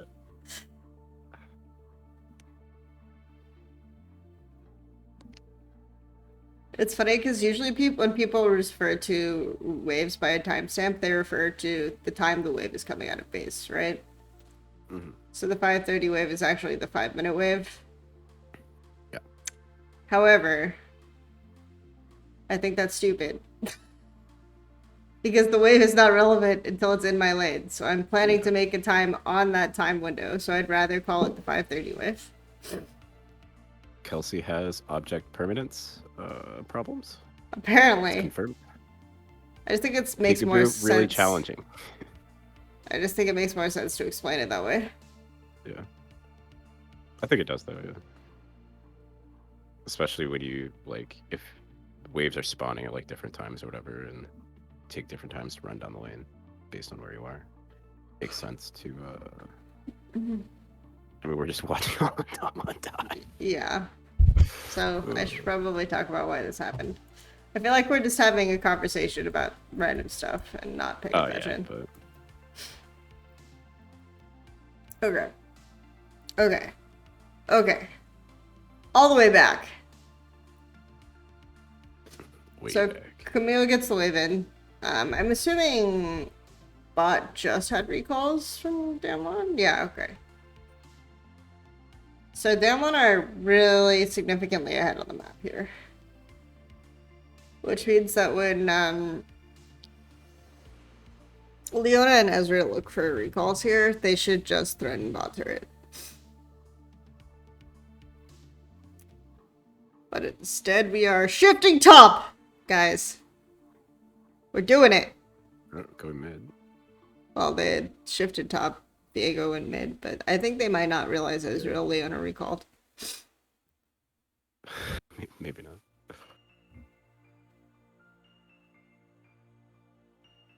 Because you have a pretty big timer. Like, only Viego's getting the wave. Like, it's good that they have Viego getting the wave.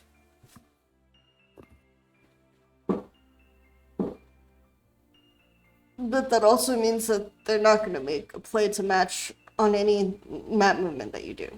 So if you want to threaten Gwen, try to dive Gwen bot on T2 turret. It's not bad. Instead, we just stay mid. So I'm assuming that they just, I'm giving them the benefit of the doubt and believing that they didn't know as Leona recalled, maybe. Or weren't sure, right? The Sparrow flash forward for ult is kind of unhinged. Your shift into bot is good. They have Gwen showing, and then they decide to force.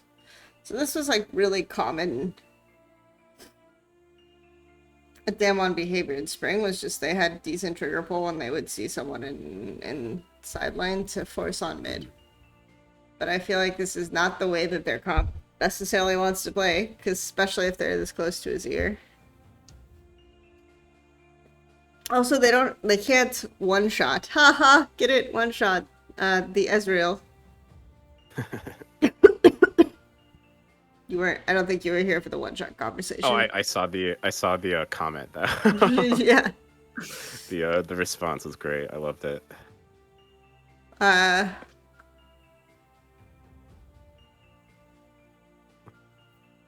Yeah, I think Barrel ults before flashing, and then flashes on top of the Ezreal, so the Q like lands with the passive, and then just instantly dies.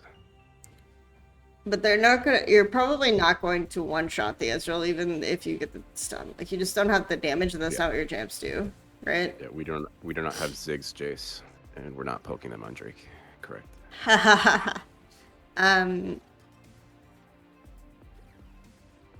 So it's kind of hard to capitalize on that stun, especially, and then figure out really good setup with the Azir ult. Yeah. Are you telling me Damon's bot lane set up a bad play? No. No.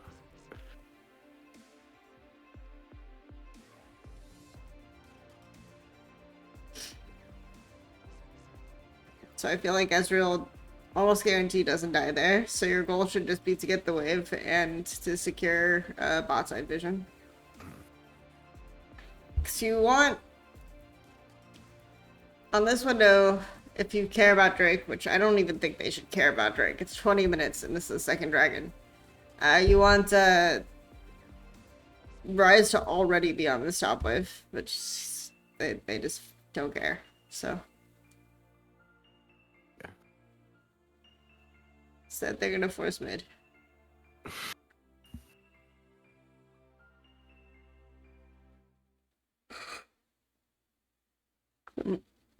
Khan just doesn't even teleport. It's just like, what the fuck is this? Exactly. It's like, you want me to teleport to that? Yeah, it's not happening. It's a nice thought, but it's just not happening.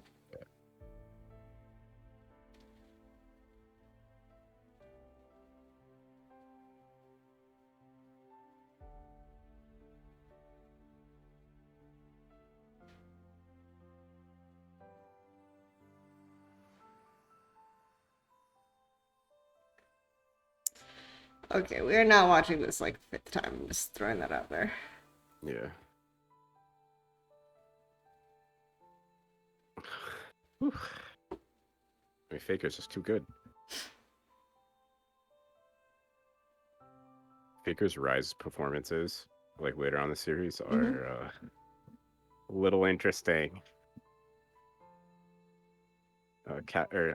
Emphasis on int. Okay.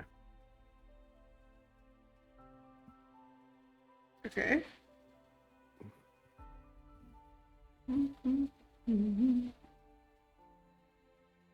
Ah. Oh my.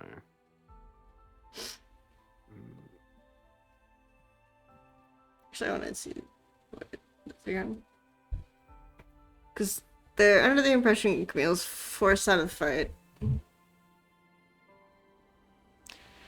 So this should be a good fight for T1.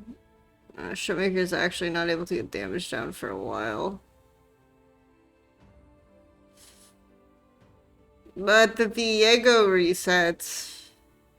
Or no, they're trying. Okay. Nice stopwatch.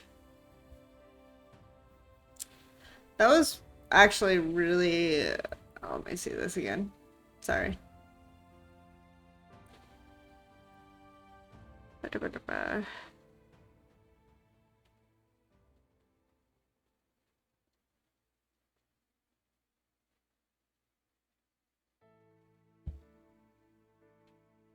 So Beryl just actually buying played time it. for the Yeah, Conti Beryl version. actually played this fine. And Kenny does a really good job of making space for Showmaker to actually enter the fight, which was the main turning point.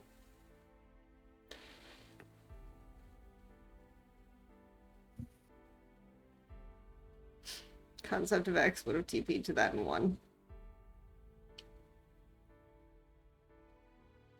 Why are you so obsessed with Concept of X, Mirror Q? I need to know this. Yeah, it's pretty profound.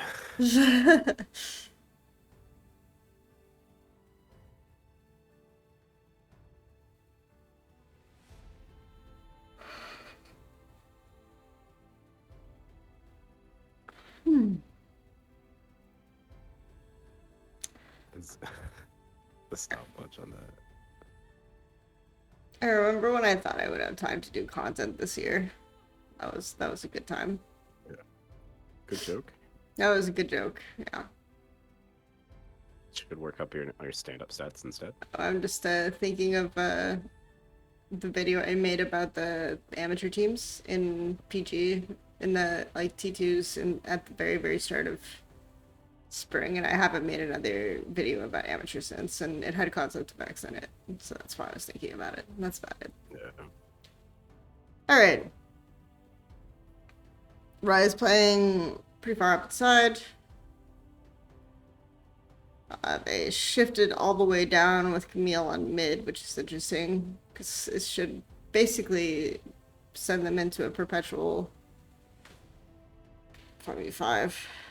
But I think Azir just doesn't want to fuck with Camille. She can ult onto him. He can't do much.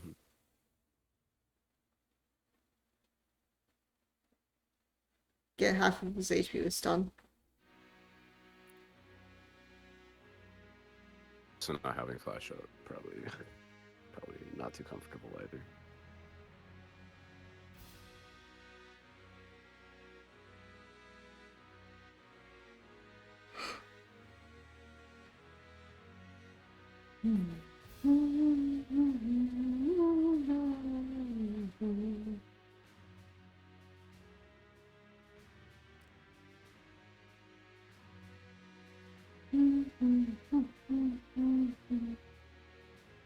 Do you want to watch the Ashe Seraphine game next? Sure. Wait. Are we implying that there's not much left in this game to watch? I think this is kind of where T1 stopped fighting back. I think it's after that fight. Okay. I could be wrong. Yeah, I'm just watching them how they're playing them out because they've kept the same configuration for a while.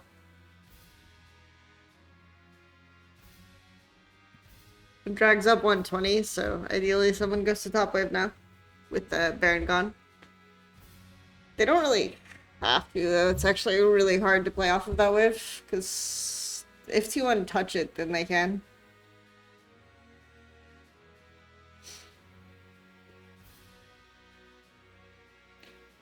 Yeah, I think you just go straight for bot now.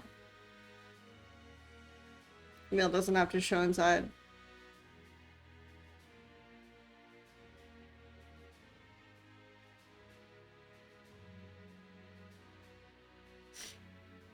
I took a minor foray into 90s inspirational posters. I'm thinking motivation is the next keyword. We got Motivation? Okay, got it. motivation. We're still going for mid, I think. Gotcha.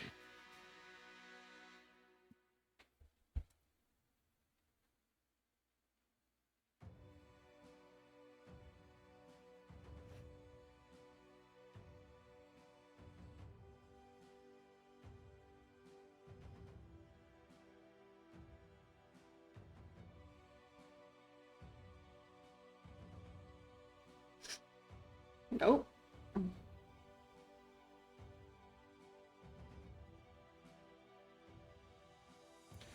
Wave at top, pick some bot river, dragon is free.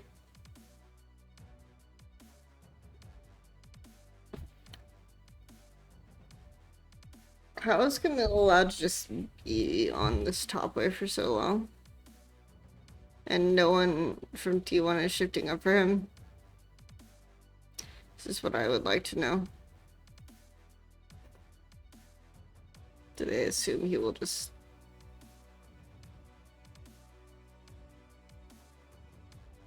I mean, just shift up, Not you sure. can get a Camille. I mean, he showed killing the one wave, and they weren't in position to do anything. But I think at that point, it's like, you should already be on top wave, because realistically speaking, you're not going to contest the strike anyway. So I don't know why you wouldn't just be on top wave, and then Camille, if Camille is stupid enough to go top for that, then Camille shouldn't rotate there in the first place, because that wave shouldn't be in the state that it's in. This is fine. Is All DK overrated? I don't know about this concept of overrated, honestly.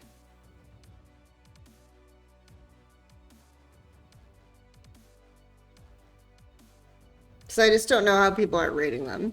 Like, people are rating them within the tier of teams that are capable of winning worlds, but the tier of teams that are capable of winning worlds is kind of... Yeah. Like FPX didn't win finals.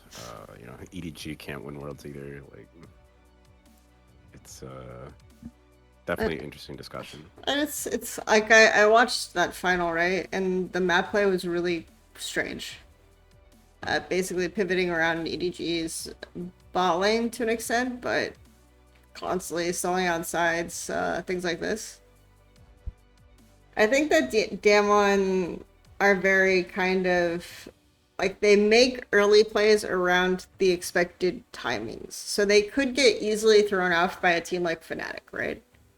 Or a team like Mad Lions, who are just gonna force on really random ass waves for no reason and send like 5 people there. And if I'm DK, I'm just like, what the fuck is this? And I die, you know? And I don't see them making a lot of good, like, cross maps and trade plays, also. This is another element of DK that's kind of strange from these VODs so far. But yeah, we can move on to the next one, because I do want to dip early, because I have early interviews again, so. Yep. All good. Alright. It's the next one.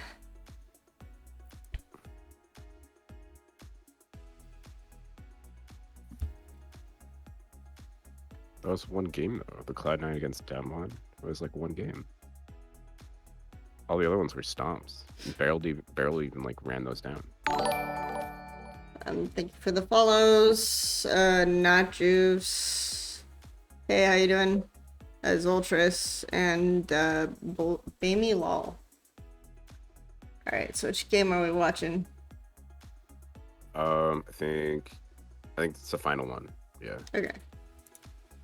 Keeping in mind that this could very well be the last one. Yep. We also have a Showmaker LeBlanc game as well. Go back and look at this.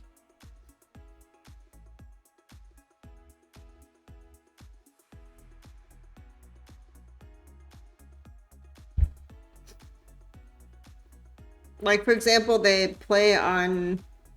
No, they'll play for dive on a stacked wave. They'll play for like 3 camp jungle ganks in volatile matchups. They'll play for crash wave bot at 7-minute wave bot and rotate top for rift with support. Like they'll play for very like expected things like this. I don't see them doing a lot of like super creative early plays. But that makes their early game like kind of nice in that regard, in that it's like they're thinking about it and they're clearly making plans around matchups with expected outcomes. It could get to a point where they get red in this instance, especially if like Fnatic or like Madden do like. Yeah, I mean, I think I'm less concerned about them getting red and more concerned about them getting thrown off by teams like Fnatic and Mad Lions making plays before on random windows, right? Because if they are used to this kind of like more rigid play style where almost the enemy team doesn't really respond or set up counterplays either, so it's very watching LCK is a very interesting experience. Let me just put it that way. I concur. And then their mid game I don't like too much. They're either consistently playing like 3 lanes or and then that last game just left a weird impression because Showmaker greeted like 3 backtimers. This is the Xiaohu counterpicking Jace with Do I like anything about DK? I already said what I liked. I liked that they are like thinking in terms of good team plans based around matchup win cons on timers that are relevant to matchups. So that is something that I am not seeing a lot of teams doing well, right? So I do like that about them. Basically, I complained about things like that constantly, right? Where it's like very clear matchup win con, why are we not expecting or why are we not preparing for this? The only other team that's made me really excited consistently when they do things like that is actually PYG, which is really fun. Yeah, I was gonna say Beyond.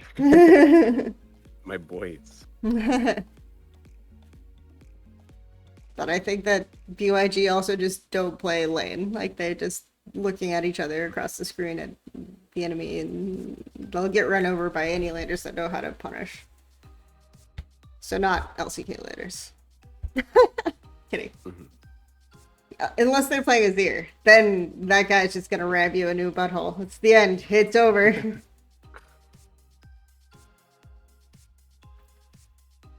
Oh, we've got the hype video. How do you think mid jungle pairs up against other teams? Because I think like I think Damon's like has the best mid jungle in the tournament, but the problem is that it's not mid jungle; it's mid jungle support. Support, and, yeah. And even when you enter that conversation, then like Beryl kind of comes into it. I did think of that. Like, you know, I didn't know if we wanted to talk about the 3 matchups or not, but. Yeah, I mean, I think that's why FPX are less favored this tournament than they were in 2019, is because FPX realized it was a mid-jungle support matchup in 2019, and now everyone's playing like that.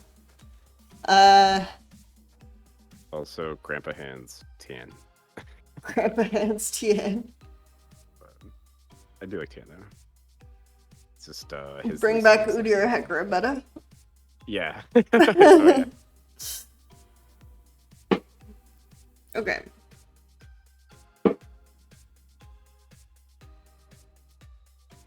Yeah, I agree with Miracu's assessment. It feels like the mid-jungle duo is not a duo that much.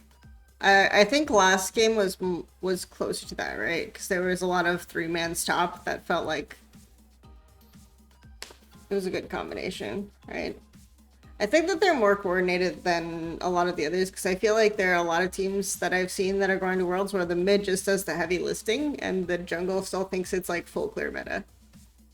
And I don't know, I feel like we'll see a really drastic shift at Worlds, the same way we did last year, where suddenly junglers who we're playing a certain way, we'll begin to try to play the other way. But it'll be almost like an inverse, Right. you know? We almost had that at MSI too, with like the Rumble Morgana entering the conversation. Yeah, but that was also just because of a very drastic patch change before MSI. Yes. Yeah. This is more to do with XP, which has been a thing the entire season, but people are not. But only a few teams are starting to play with Play like, differently. yeah. because of it, But I think more teams will try, and so it'll be a lot of things about like which junglers can adapt to that change. One point I thought, like, I mean, at least I didn't hear anywhere else, is that with Kiana Talon, like said, having fast clears, it doesn't necessarily matter because of like how the camp respawns work. It's not that it like doesn't matter at all, but like you're gonna have like diminished returns if you go for these full clear styles.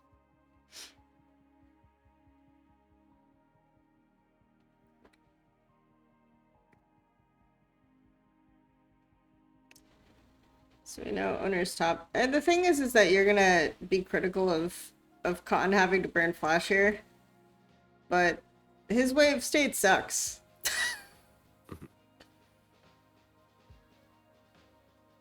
His wave state sucks. I mean, if I'm gonna try to play up to get my wave in, I burn flash every time.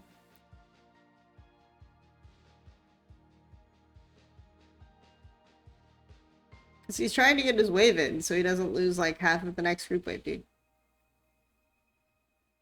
If he has flash and... Khan should have seen it coming too because of the hawk shot. Yeah, I mean, but that's like what he's saying in chat. It's like, I know he should see it coming. I don't care if he goes in though, because his wave is fucked, right? Like that's a situation where it's like, if you die and the wave is like that, it's basically the same result.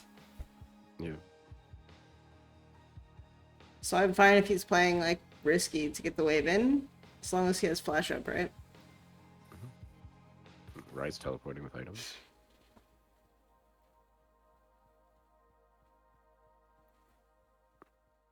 Faker's trying his darndest. Faker does the darndest things. Kind of played that well.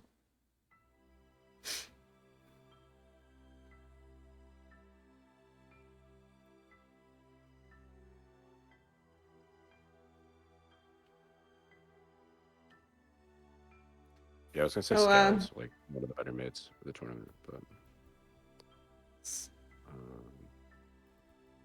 Scout JJ and Jungle Canyon duo. I mean, as a duo, they play together pretty well, but I think yeah, I have a lot of reservations about both of those players.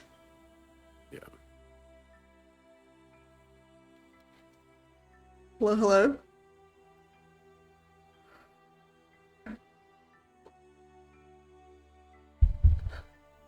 Okay, Khan playing to get in top.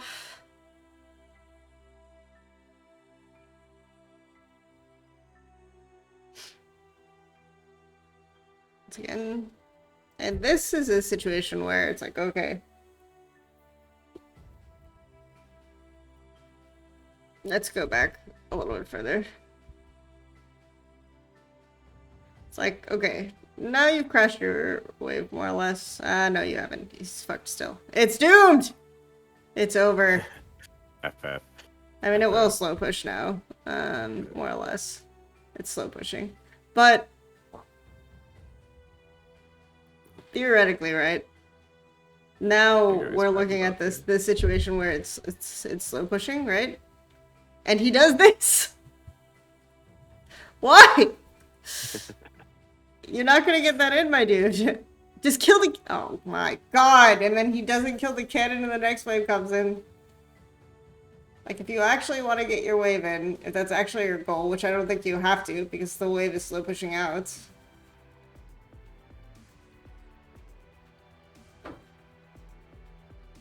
It's fine.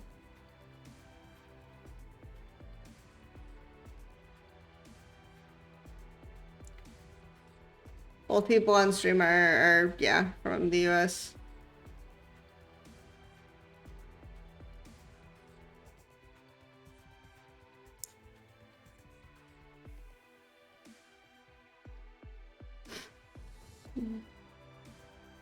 So that like he kind of fucked himself a little bit there. But the first play I don't care. The first play I don't care if he's playing aggro to get his wave in. But that is typical con play. It is. It is very typical con play. Especially on Jace, yeah. Oh. It is now expected con play.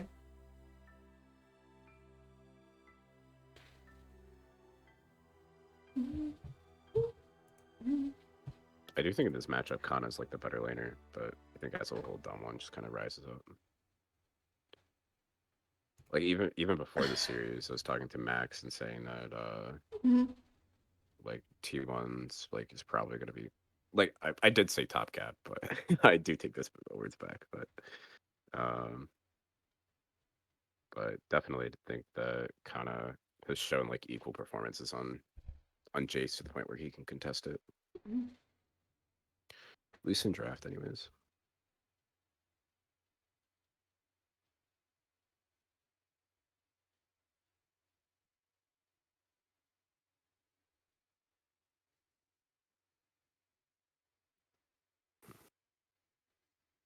Hey, J663. Who won this match, by the way? Does mean I mean top is a useless role, let's be honest.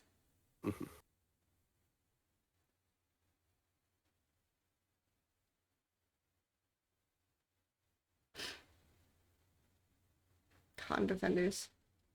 So motivation now, I guess.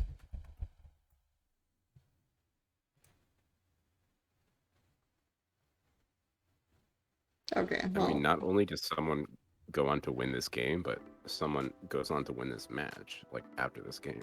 I think there's many winners in this game. But, you know, it's okay.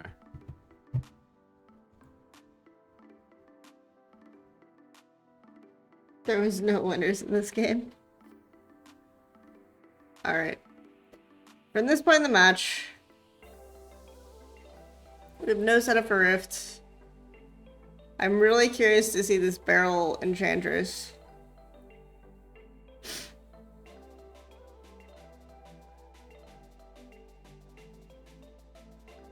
I know this team won, but there were no winners.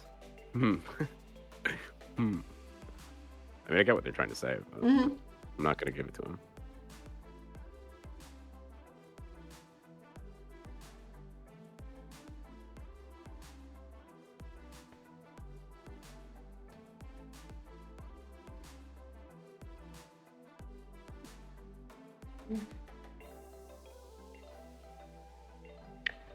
Okay.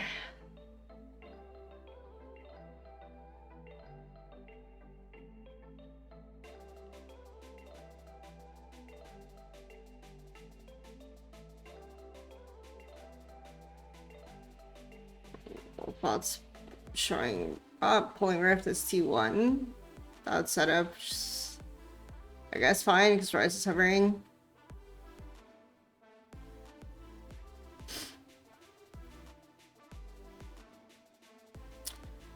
I actually like LeBlanc plus Seraphine is very weird combo to me. I like the Ash. You can dive and issue the ult through, right? But I'm looking at this and there's just like a lot of incentive to build mercs for the enemy team, and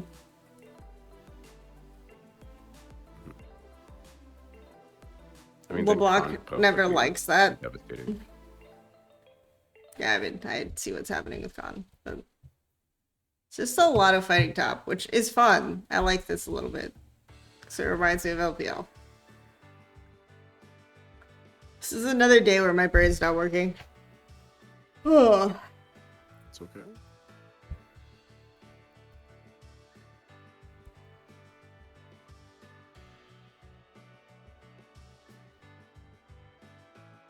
Grabbing Rift.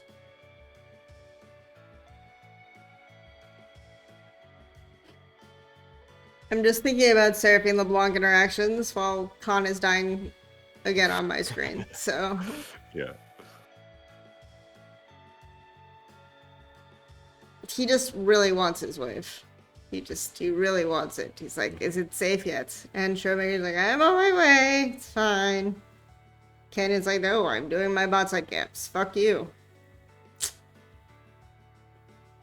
This is kind of the situation where you sort of have to give the gaps. You sort of have to just go top.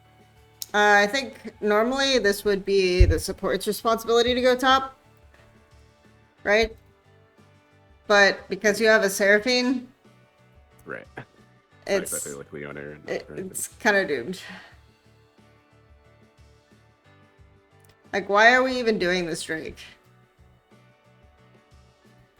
Like, we know exactly what they're doing. Rise is shifting. Gragas has been winning this lane. Why are we doing the Drake?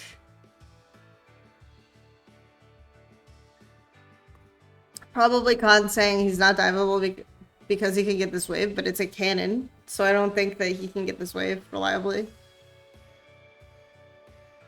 That would be the only explanation I can think of. Because he is now clearly afraid to dive.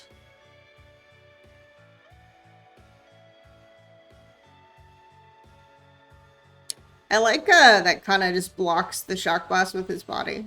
That's good. To protect the wave. Chat. Sigma male. Yeah.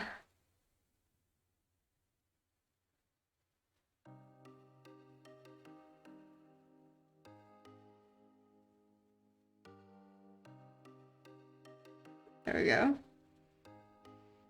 The Kana play. Or the Khan play. Sorry, they have similar sounding names. Unfortunate. Yep.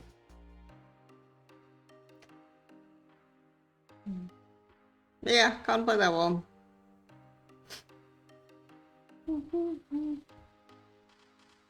Alright, we're speeding up so we can get as much of this game as possible. Yep.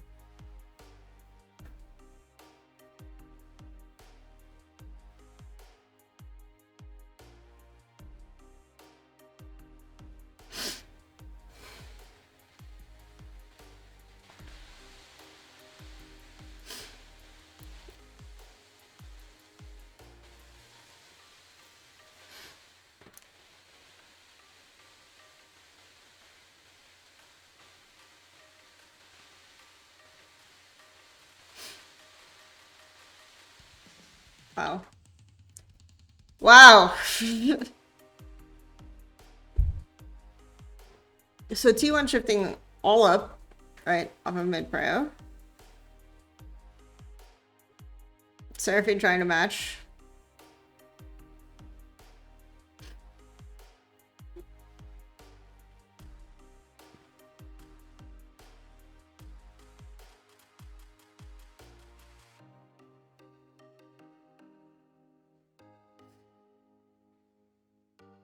Just give the turret and shift mid, Con. Like, at a certain point, you just give the turret and shift mid. Give it up. You shift mid, you have bot push out a wave and recall, LeBlanc shifts bot to catch the next wave. And you try to make a bot play with Seraphine. Because you have a Seraphine and Ashe. And even though it's Varus Braum, then they're not typically diveable bot. If you have 4, you can definitely do it, and then you can just catch midwave as Chase. That would be the counterplay, but instead they're just like really, really focused on salvaging this top dive.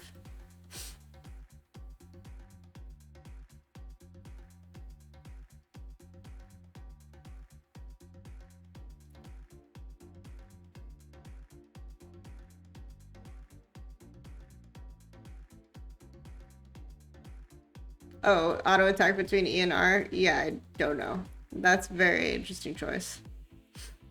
Because you're basically not going to land R if you do that. Not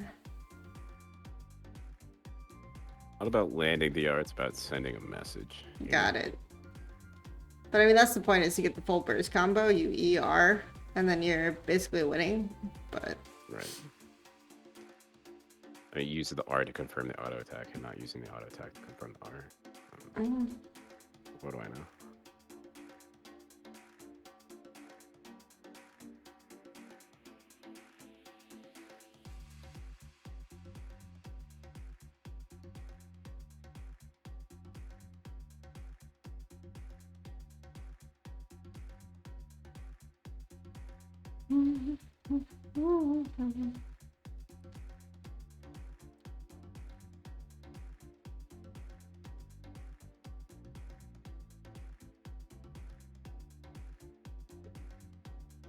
Okay.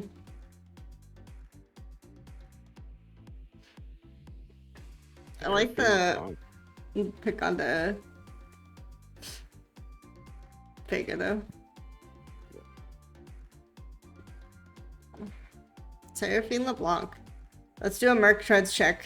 Okay. Incoming. Yeah, eventually. Private. Eventually. Okay. One Mercs. Okay. Yeah. Do you think Viego also gets Swift. it, or is he going? Yeah, I don't know. Yeah, Swifty's really gonna help. It stops the slow. Yeah.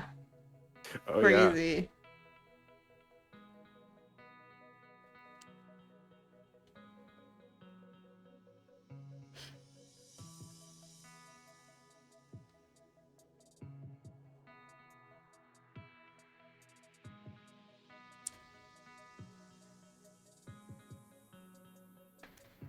And we're forcing on mid lane. See, this is what, like, this is the thing that I like about DK in general, right? Is that they just have very good trigger pull as soon as they see a misallocation of numbers, right? So they see Veigar pushing bottom, they're like, why the fuck is the rest of T1 pushed up this hard on our mid T1, right? This shouldn't be allowed.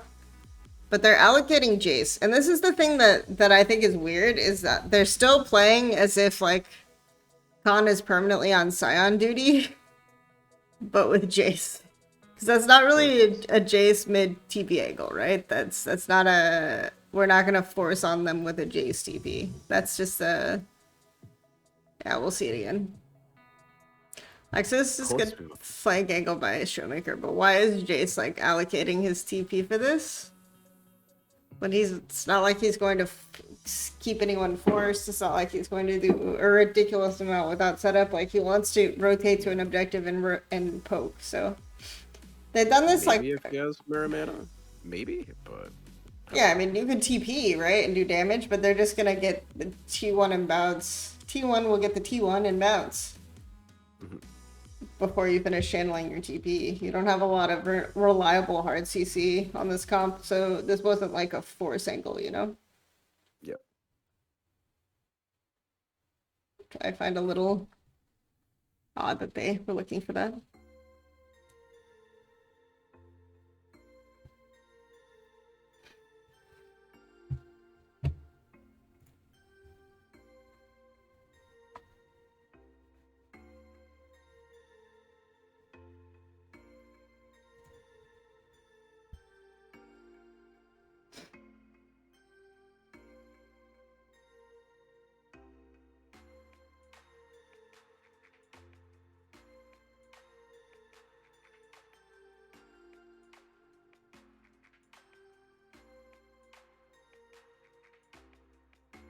mirror mana completed.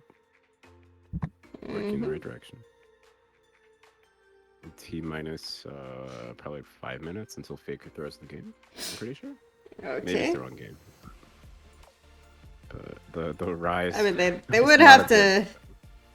Yeah, they would have to throw at this point.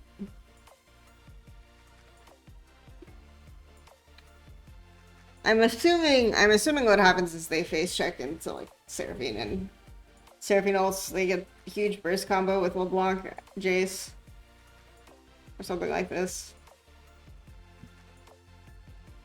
I was doing VOD reviews for SK as I was like talking with them and being their analyst, and so I was like watching their academy teams. Yeah. And the first game I watched, Rel Seraphine nice. bot. Oh, this is the first Faker death, by the way. Yeah. That's one. So. But it was the first time I saw Rel Seraphine, and my entire team just like got Baron, and instead of stopping and like not forcing a fight, they just like full force into the Seraphine and just like got wiped and lost the game instantly. Oh yeah. Yeah, of course. Oh. So, like, T1's hard shifted in the bot. Outside of Varus, they don't have a lot of siege potential. So I like what DK do here, they overload mid and they force Varus back, right? And then they cut him off and wrap all the way around. So this is how you kind of deal with people who are playing 3 lanes. Is you have someone with like a good wave clear on bot side. You force out mid and then you collapse to the opposite side, which is why when we talked about before is like if you're playing like the coma style of so this is DK using that against I don't know how to say this. I'm done. But you know what I'm saying. I do. Like the interaction was well done, right? Where they forced out mid, so then they're guaranteed to collapse on one side, meanwhile the other side stalls out, so there isn't a play option available. You basically have to have all 3 lanes of prio to make that kind of hedging style work. Veteran, if you go in the T1 VOD review, she explains it 3 times. Yeah. No, I explained how Coma top laners play 3 lanes at once. Just very consistently. Like Vici Gaming did this, T1 with with Huni and Marin did this. T1 with Duke did this. And people would always like meme Duke, for example, but it's like Marin did the fucking exact same thing. You motherfuckers. Dirty enters.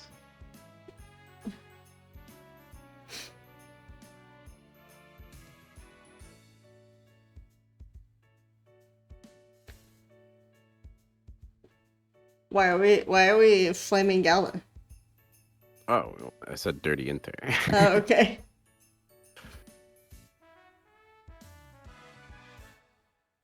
Poor Gala. Poor Gala, truly.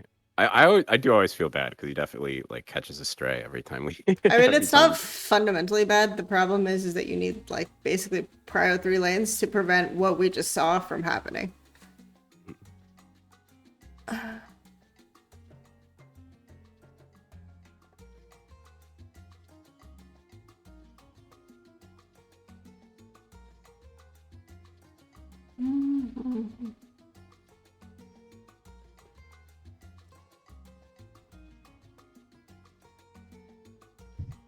So when you build Rageblade on Ashe, does your passive like not work because you like stop critting? Or am I just wrong about that? I actually don't know how the interaction works right now. Because I know that they changed it. I don't know. Anytime I play Ashe, I just build straight crit, but I usually don't go for. Can pause and look it up. What's end like later, but. Because the Rageblade, this is like the first time this build is coming back since the change, so I'm gonna look it up. This is the second time in the series Ghost has done this, though. Yeah.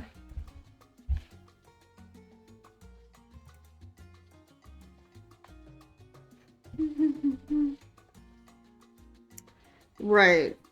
Yeah. Like, because if it crits, it gets a yeah.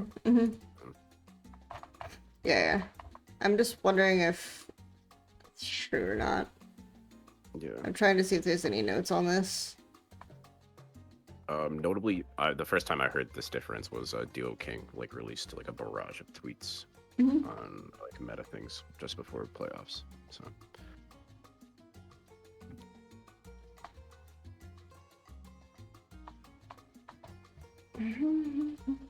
I just want to know if there's like a note on this. Yeah. I just want to know the shoot shots. Attacks. I'm guessing by frost enemies slowing them. I'm guessing the second part of her passive just doesn't work. Based on reading these tooltips again. So that would be my assumption. Definitely interesting. I think Wit's End is like still like playable, but Rageblade maybe not the move. But then again, I am not. I mean, you don't need like additional slow, right?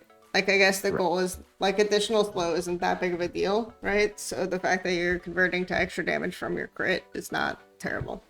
Like I would say that that's like a pretty decent trade-off, right? Yeah. No, I agree. Especially if you're going with Zen, so you can get the on-hit ability from that as well.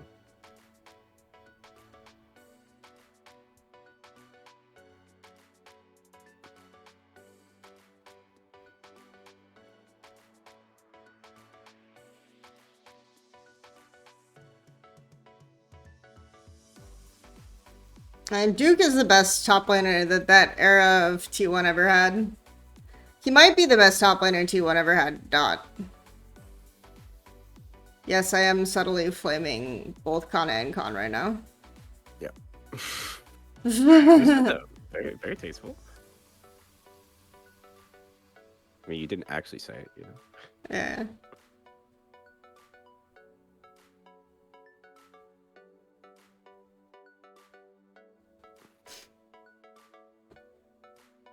I was the one who was saying that, like, the stupid IG asterisks about them winning spring should not have been an asterisk, because at the time I thought IG was actually better than with Duke anyway. When the Shy, like, hurt his hand. It's an interesting story, by the way. As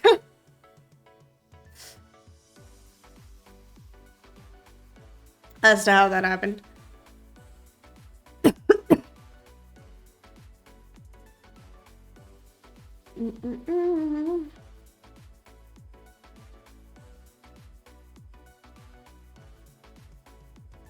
Second pair of mercs comes through for owner, by the way. Nice. So we do have the mercs from the Ashe, Seraphine, LeBlanc. Combo. However, it has done absolutely nothing to save Faker from dying. True. So setting up display. I think it happens one more time too. They're all standing on mid prior for mid for the match. But T1 are just matching them, which I think is a little silly.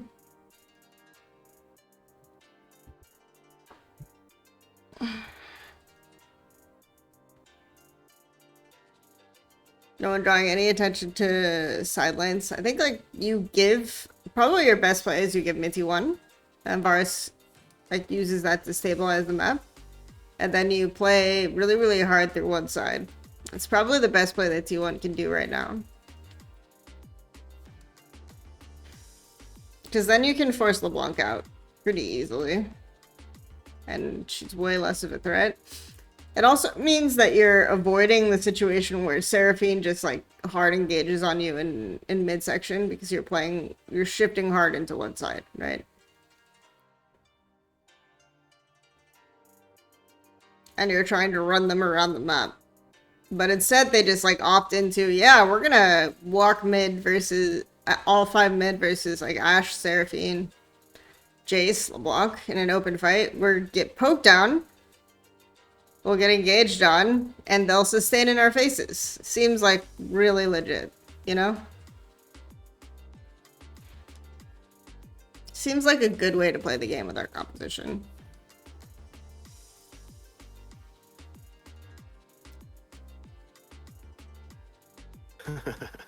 It seems like an insane way to play with our competition. I don't know about you, but I'm here for it.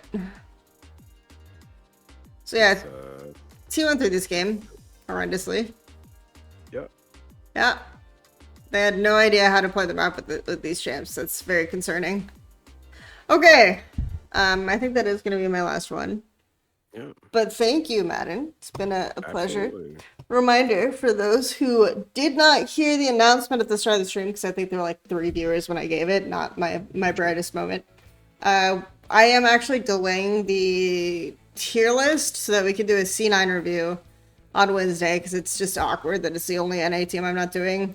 So on the 30th, we'll do a C9 review, and October 1st, we'll do the tier list mania. So I'll post that update on Twitter. Thanks everyone once again. I'll try to put out like 2 of the update tweets today, and we'll get back to you then. Thanks for tuning in. I would say the real reason I'm doing this, but there's other stuff. Anyway, yeah. All right.